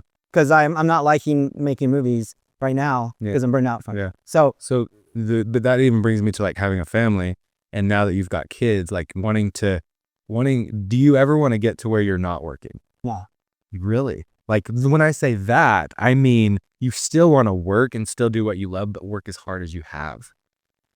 I think that energy just shifts to the family. I think that's the difference. Cool. So I'm giving my family more energy, and the family, it's just like this kind of ratio. It just changes a little bit. So the filming was here, and then I got a family, and then it changed to here, and now the family's up here, and the filmmaking, and your priorities start to shift as you have kids. But then it's like, okay, my son's going to be in he's in kindergarten next year. So I got a little bit more time to focus on film. But like the way I look at it, and you may not agree with this fully, but it doesn't matter. My whole thing is like a real filmmaker never retires. Yeah. Like, I think you're going to do film forever, right? I think so, but but it's like you're going to be filming your kids or your grandkids, right? And I do love it, and it's just a different way. Yeah, it's definitely changing, evolving with that. But I will always film until the day I die. Like whenever I go anywhere, I'm pulling out my camera, even if it's my iPhone, like, and I'm filming whatever. Like, if I don't have a camera, I feel a little weird. Yeah, like, and then that also brings me to the question of like investing and like putting your money in places and letting your money work for you. Is that even a thought? I'm curious. Big time. Okay. So you're doing that. I'm not that you didn't, that was a dumb question. You don't have to answer that. But I'm talking, the whole purpose of it is like setting yourself up for the long run, because you've had a lot of success and forethought into like where you're headed. Because in my opinion, this is the reason I'm asking the question, is I want to be able to retire and not have to work, but just work because I want to work. Is that a thought you have? Yeah, so the way I look at it is I want to make a lot of money on the side that funds my next film project. Yeah, cool. So it's not like I'm going to retire and just live off of that.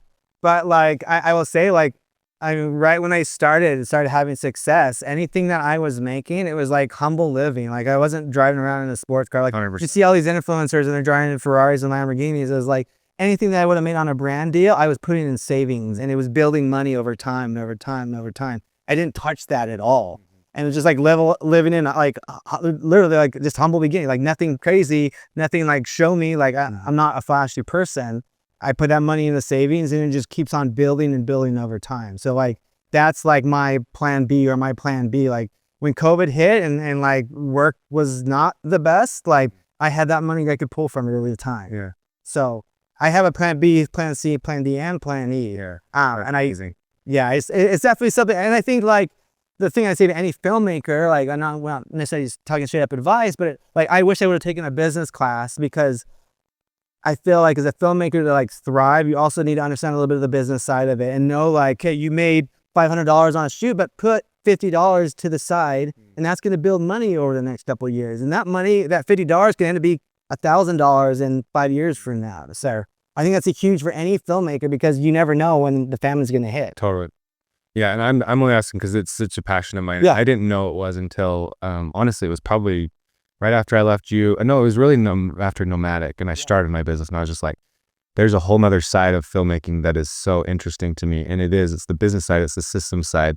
And the whole reason I ask is like, we were all over the place at Devin Super Tramp, right? It was just kind of like, we got a deal, go do it. Cool, who's doing it? And it's just like, and it is funny that we even were able to work, because what I've learned from being married is Megan is so like exactness, and okay, this is what we're doing today, this is exactly what's on the calendar, and I'm like, oh, let's go to Tahiti tomorrow. Like it's opposite. And I know you're kind of more like the Megan, where it's very structured, and I'm all like, at any minute my plan's gonna change, or we're gonna go somewhere else. Yeah, and that's probably where, if we ever butted heads, it was always about just the pre-production, the planning. Like, why are we spending so much time on this one shot when we could have planned and gotten real quick? So but at the same time, I have to respect you in the fact that like you were so good at it, and you worked so hard, and you wanted it to be perfect, where I'm like, get it and go on, move on, and things like that. So we had different styles, and they both, I think, work really good. Like me and Megan, like I mean, we're talking marriage there, but it's the same type of like energy. It's like she balances and equals me out, and we can thrive together. Yeah,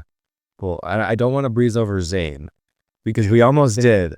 Let's talk about that really quick. I know we've probably been doing this Zane, for you freaking ever. What time is it? 3.5 hours in. So let's try to be done in the next like 45 minutes. 2 hours. No, so real quick. But that's where it went. It was our team. You went and moved to Hawaii. Like, what was the purpose that we needed an extra BTS guy? Like, we needed help. Well, we brought Zane on, I think, when I moved back. Yeah. And we were filming the ice castles. We needed someone to, I think that was like one of his first shoots. Yeah, because I think we needed help with BTS. And it was a glide cam. Yeah. And he said he could do a glide cam. That's right. I know, I watched the video with Zane, he's like, I want to get in with the glide. So we got in with the company as a glide cam, because I mean, we were always doing glide cam. Like that's what we were known for the channels, those smooth shots. So Zane was like, I can do glide cam. And you were the one, obviously, who suggested him. So we're like, oh, we'll give him a shot. And I think that was one of the first shoots he did. And then the one we did with Final Fantasy, that was the other like big one, the turning point, if you will, for Zane. But then he came in and brought a whole new dynamic once you got to know him. And it was like, he's a director, he's a storyteller. He wanted, but then you guys just clicked in that way. It was kind of like, would you say he pushed you even harder towards narrative and like now telling stories versus just action packed? Oh yeah, because my goal was always to tell stories, but then like as you put out something that goes viral, like it's whatever you do that goes big, people want you to keep on doing. Yeah, for sure. So it's really hard. If you make a one car commercial that's amazing, that's all people want you to do for the rest of your life. And you see that firsthand with YouTube. So I got stuck in the niche of extreme sports, and that's all I could do, and that's all that I did. So then Zane came swooping in and was like, oh, I love narratives. And I was like, I love narratives. Let's maybe make something happen. And then we just clicked really well with that. And then we just started exploring that, I'd say drastically more than we'd ever had before. For sure. He definitely brought a super director mentality, like very narrative. Like he wanted to do that. And I'd learned that in my podcast with him. Like he had always thought about it. And I was like, dude, I thought you wanted to be a Steadicam op. And he's like, absolutely not. And I never knew him as a Steadicam op, minus a few times. But I was like, I don't. Well, we saw his Steadicam. We're like, he is not a Steadicam op. You fake it, tell you America. Yeah, exactly. Here's our guy right here. But what was that transition with Zane? And then once he came in, and it honestly kind of like, I started doing more of these extreme sports things, and then you and Zane started like telling stories. It seemed like. And you guys started to focus on more of the passion, but at the same time finding brands that would promote the passion projects and the story driven. Because I was probably there in a year between, like Zane was probably there a year by the time I moved on. And so talk about that transition with Zane and like how it kind of helped you grow, and then this partnership between you guys. Yeah, so Zane definitely came in, like you said, as like full on director mentality. And I don't feel like anyone that ever joined, like Parker came in with like the business and like growing the team, but like Zane, he was all about the directing, about like the storytelling. And then it started like talking, we loved a lot of the same movies and stuff like that. So, and I don't remember when we started really doing narratives, but I want to say it was like fairly early on. You guys meshed at Final Fantasy. Final Fantasy, but it was like, we were kind of like making that up while we were shooting, as you already know, because it was like us, I was on camera too. Figuring out. Like it was a road, Joe was on a road trip is what it was originally going to be, right? Because that's what the video game was based on. And I was the bro. Yeah. It was so cringy, the tank top. But yeah, Zane was like, maybe we make this more of a story. And we were in the car together and we were just like brainstorming. We found a crystal, like a gift shop. And, but we were still like kind of figuring it out while we were shooting it. And even on the editing room, we were still figuring out what that looked like. And then I want to say from there on though, we just started like doing a ton more stories and all narrative stuff, which is what I was most excited about. But generally speaking, narrative stuff bombs on YouTube compared to like the extreme sports stuff and everything else. So it was kind of scary for me. And we'd get the comments like, we miss your old videos of people jumping up, which is annoying because like, well, I don't really want to do that. And my thing is I had done it so much. We're like 300 videos in of launching people off cliffs. I can only do that so many times. So I needed to do something that was more exciting. So this, for me, the narrative stuff, it was like, we were both thriving at it and we're just really excited. Yeah. And that's where, like I said, I started taking on more of the extreme stuff, which I was stoked about. And all the commercial projects you were doing, like the studio. Exactly. The studio one. And then you guys started focusing on a lot of these, and then you would DP direct with him. And then I even brought Zane into a lot of my projects, and we collaborated on writing and actually planning things out a little bit more. And I started to kind of hit my strat on my side. Like you gave me permission to like, you've got your style, man. You're going to take this project and you're going to run with it. And you let me be creative and do that. And dude, I credit you for so much of what I've done in my career. Do you remember your first branded video you did for us, with us? I should totally know this. No worries if not, put you on the spot. Yeah, no, I know. I know part of the Super Bowl project, the Super Bowl project. CD one, was it Gillette? Yeah, I did some Gillette one. No, Gillette was the Gillette ones, the one in France. I did Jet Surf as well. One. Okay. I mean, there's a ton of them. I just curious the first where it started. Because I will say, like, with all you guys, it was like I didn't trust any of you guys at first. Because it's like I put my life into this. Like, everything in my life had built up to that point. Yeah. So it's like to hand off my baby at all and have you do a shoot, like it represented me. So I was always terrified to, like, So I think that's, like, my, like... But then once you guys did it once you showed that, oh, I can do this and I can crush it, then it was like, then there was zero hesitation moving forward. Yeah, it ended up being a fun thing. And so, well, real quick, I'm going to ask one awkward question. Yeah. And it's about Sea-Doo and that whole like mindset about, and I think I brought it up too. I don't know if Carter did too, but it was this opportunity of like bringing or doing more commercials and not doing things for the YouTube channel. And this was kind of a turning point for me, was like, I saw my ceiling and it was like, well, I can't do much more here. And so before even Nomadic had offered me a job, I was like already kind of 1 foot out and I knew that. You could sense it. I was an ornery little punk. But basically, I can't remember how it got approached, but I came to you or Carter did, but it was like, hey, let's do more of these Sea-Doo commercials where, but the money flips. Like you make less, I'd make more. Yeah. Versus me making less and you making more on something that I created that isn't for the channel and you didn't want to do it. Do you I don't remember that? remember. I knew you wouldn't. And that's the funny thing is like, that's part of your personality of like, not really, like even asking like, what was in your head during all this Yeah, time? Like, I don't know. All It's I just remember about any of that is I always hated any confrontation with Yeah. anyone. Yeah. So Carter dealt with most of that. Yeah. Because he like, I don't know if he loves it either, but he definitely like thrived. Carter was good at it. Yeah, He he's was- good at it. He yeah. crushes it. Yeah. But I'm like, I just want everyone happy Yeah. and just want to create cool stuff. Yeah. So, and I hated managing people at all. Like that wasn't my thing. Zero passion in that. Yep. So any of those weird conversations, like they're like PTSD. Yeah. I don't really remember them at all. No, and I'm not holding anything. No, you're right. The CD thing, I was like, I saw an opportunity of like franchising you. Yeah. And being like, I'm going to use your name. We're going to go out and get more deals and grow this thing beyond YouTube. And I didn't quite get your support on it. And it was like, oh, well, I think that's the end of this, because I don't see myself doing this forever, being on a salary. I want a business, right? But anyway, so that didn't happen. There's not much to it, it sounds like. And here we are now. Yeah, there's zero memory of that conversation. Well, it all What did ever happen? that's What happened? Or maybe it was with Carter. I don't know, but I legitimately don't remember that at all. a lot of times I'd talk through Carter. Yeah. I would bring things to him and he would go to you, because you and I, He's we always had a little, it was like, we always we never like, okay, we jived, but like when you look at your relationship with Zane, your relationship with Parker, with Carter, we never had that. Have you seen Cloudy with a Chance of Meatballs? No, I've seen pieces of It's that. the dad and the son, and he's trying to connect. They both speak two different languages. That's the best way to say it. We speak. Yeah, so Carter would like translate it to English for both of those, which I remember like that. But it was definitely a different dynamic, and looking back now, as I've worked with so many different people, as everyone speaks differently, and I didn't know that at the time. Yeah.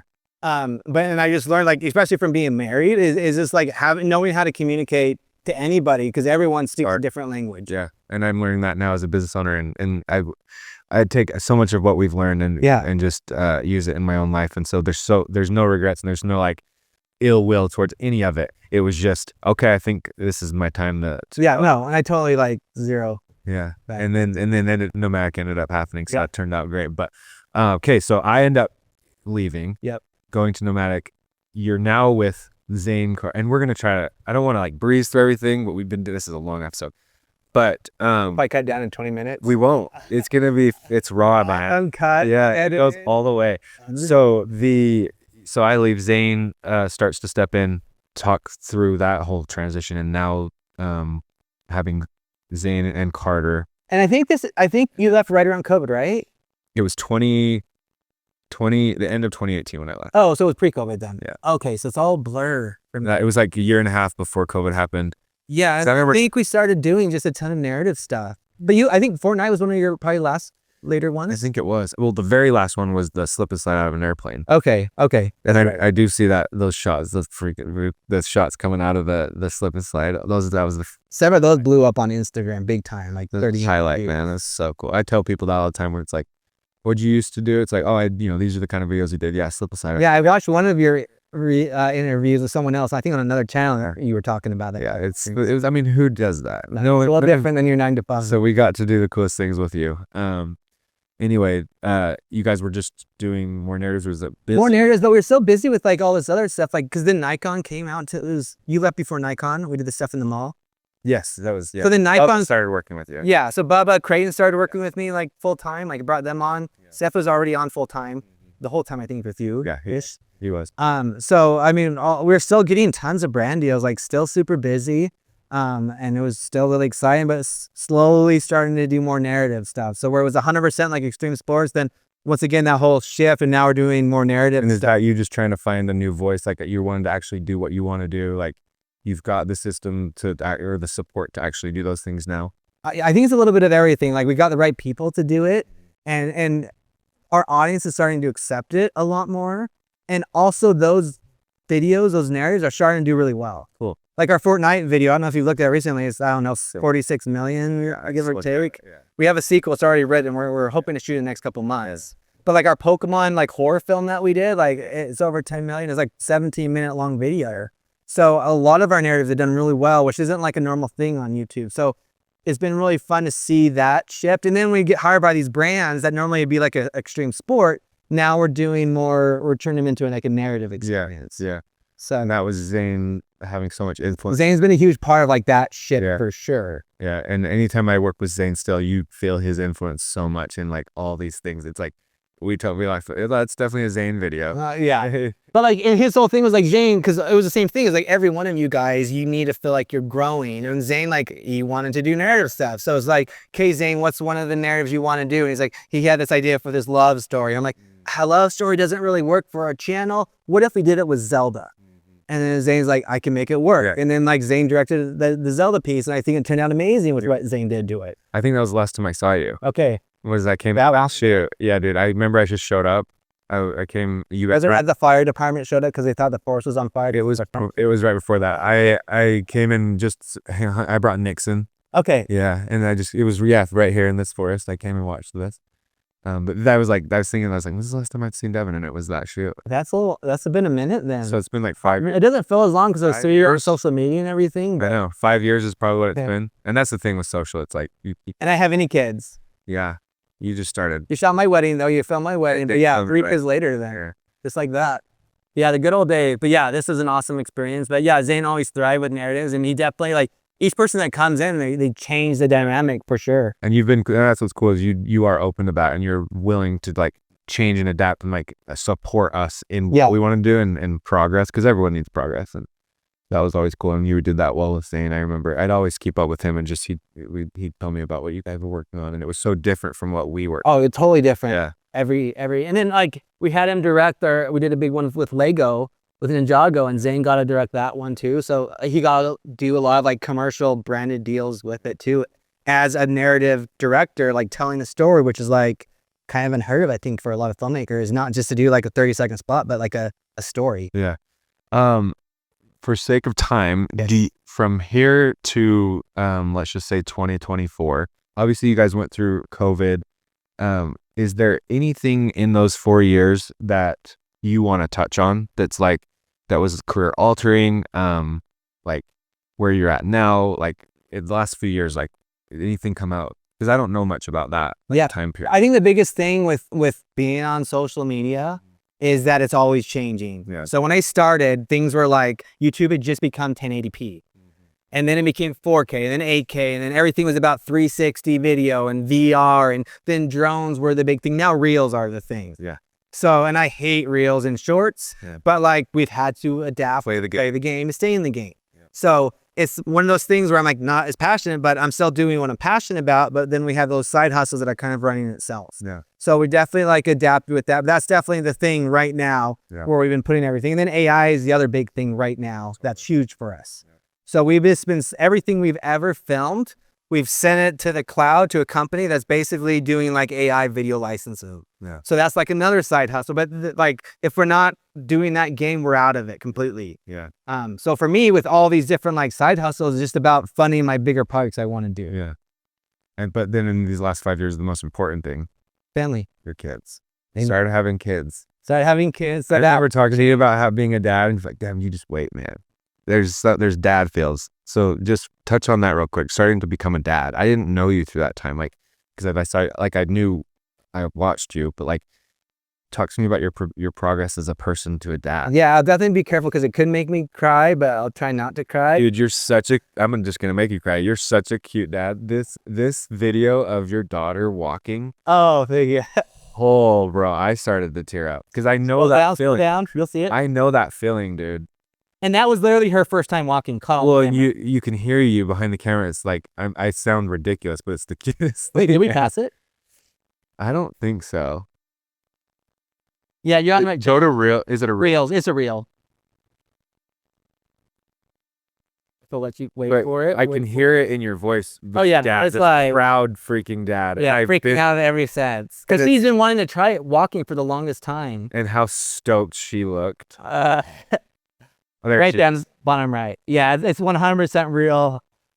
But I love how you're silent. I can just feel your energy, and then all of a sudden you're like, well, you'll have to go watch it because you can't hear it here. But dude, I literally was watching this and I almost cried. Yeah. So when you say you're gonna cry, dude, I get it. You get it. Yeah. I definitely didn't realize how much you could love somebody. Yeah.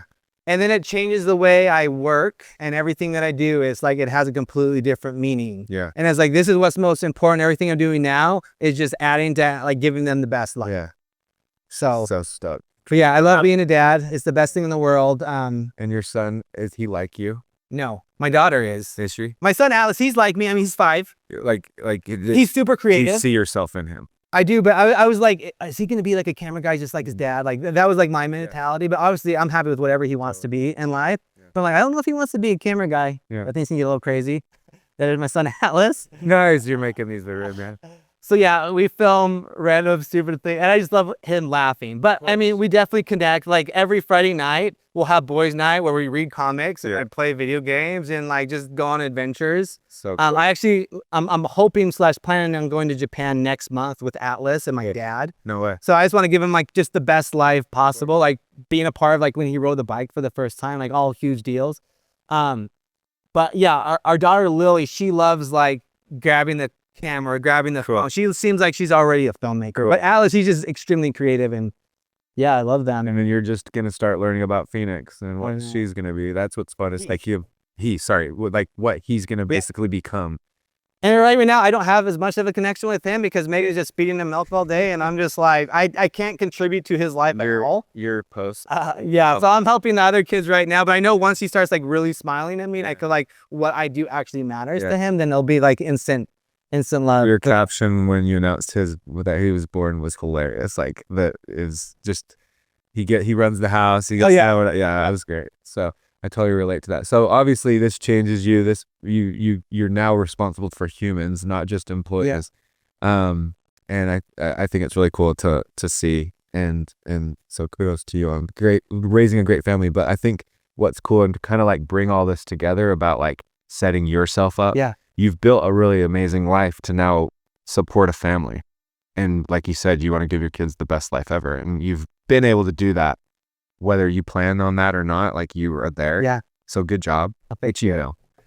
I just make it up as I go. But yeah, just very fortunate and lucky because now I have the best friends in the world that I'm connected to forever. 100%. And I feel that. I got 3 of my own, and it's like you got little buddies forever. I'm taking them to a lot of like, that's the Corona art, the rope swing. Yeah. So I'm like sharing a lot of like my places I love with now the little ones. So cool. I'm excited to do that. I know I just took Haley to the cliff jumping spot. Oh, you did? I took I saw that. took her to every spot. And she's like, what the freak? Why did they let you do this? Like, we're crazy. But cool. I think this kind of brings us to now. And I really just would love to have you talk about the future. You've done so many cool things. You've got your kids now. It sounds like you might want another one. I'm not going to speak for you. 4 kids. The 4 kids is the goal. That's the goal, but 1 kid at a time, right? Yeah, and it's hard to talk about after you just had one, I'm sure. Yeah, right now it's like, do we want 4 kids? 4 kids. It's as you know, it's like running nonstop. Yeah. And 2 kids in diapers. So yeah, that's hard. We just got out of diapers and we feel like we've graduated. So now. Oh, you have. So talk to me about what your plan is, and do you plan that far ahead? Like, are you still looking 10 years? Like, what do you want to be? I feel like you've done it all. I feel like you've done everything. You're an astronaut. You're a filmmaker. You're a movie director. All the things that you thought you wanted to be. So what's next? For me, it's just telling narrative stories that I'm excited about. And originally, the mindset was the bigger the budget, the more happy I'm going to be. But what I found out is the bigger the budget, the more stress and the more accountable you are. So I've actually fallen in love with like extremely small budgets. Like we did one during Halloween, which was like a Resident Evil in real life, like a horror short film. Cause I've never done my own horror film. Yeah. So I want to do my own horror like short. So I did that. So for me, what's exciting right now in the next like 3 or 4 years is just doing a lot of narratives that are like 100% my thing that I'm passionate about. One that I'm prepping right now, the script's already written, is a big one. It's about a girl and a robot. And like dealing with death. So it's more not just telling stories, but stories that matter. Yeah. But then I'm also working on like a Fortnite sequel, which is like more of just like the fun, ridiculous, over the top, kind of stupid, but really fun. Yeah. But for me, that's what like the most exciting for me is just doing my own projects that I fund, that I don't have to be accountable to anyone, and put them on YouTube. Yeah. Are you able to do, this is a little bit of a personal question. Are you able to do that? Passion projects for the next 30, 40 years? I hope so. Like, or is there other opportunities that you want to go into to make a living? To support, or are you set up and you don't have to do that?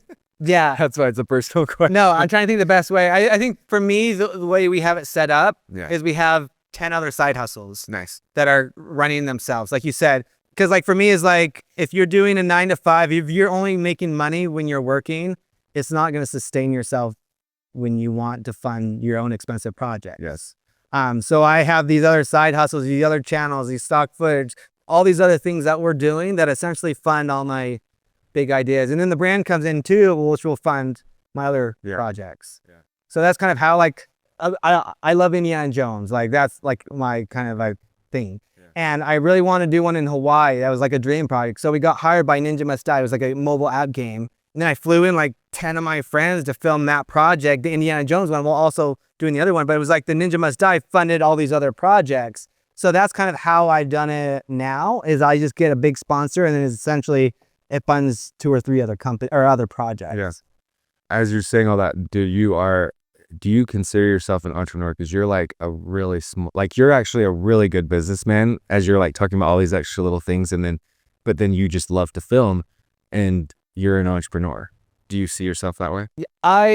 I think in the last 5-6 years, I've realized that, but I would have never, because when I went to film school, I was only a DP. Yeah. I was nothing else. Yeah. Like I was only going to be a cinematographer, and I do that, but I'm a lot of things. But I think entrepreneur for sure. For sure. It's really cool. And you didn't have plans of that, but Zero plans. You're doing that. And you're obviously, that's why I asked the question, is it's like you're being an entrepreneur is kind of having that foresight of like getting yourself going and not even just setting yourself up, but your kids and having, supporting other generations and things like that. And you've got that in the sights. Yeah, definitely a big part of it. And I think the biggest thing is I've always surrounded myself with really talented people that are really good in certain areas. Yeah. So I've surrounded myself with like Jeff Harmon, who's this insane entrepreneur.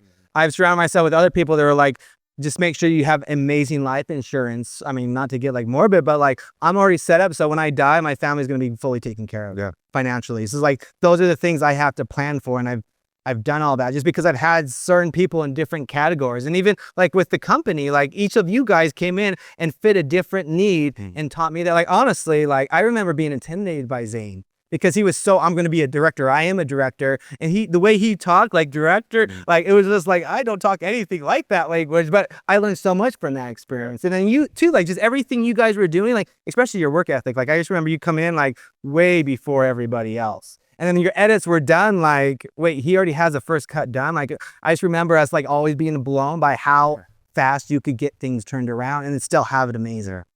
So just like everyone brought something different to the table, and I'm just stealing everything I can from each of you guys, like learning and just applying that to my own life. Yeah, I think that's really cool. And it's the same for me. It's like I've had these different experiences, and one of the experiences was working with you and learning so much there. And I say it 100, I'll say it again. It's like the before I knew you, the trajectory you put me on, and then working there and pushing that. And I use so much of the footage that I shot with you as like my launch pad into my career, and I credit you with so much. I mean, you walk around my office, all these shoots that I did with you, and I got that opportunity because of you.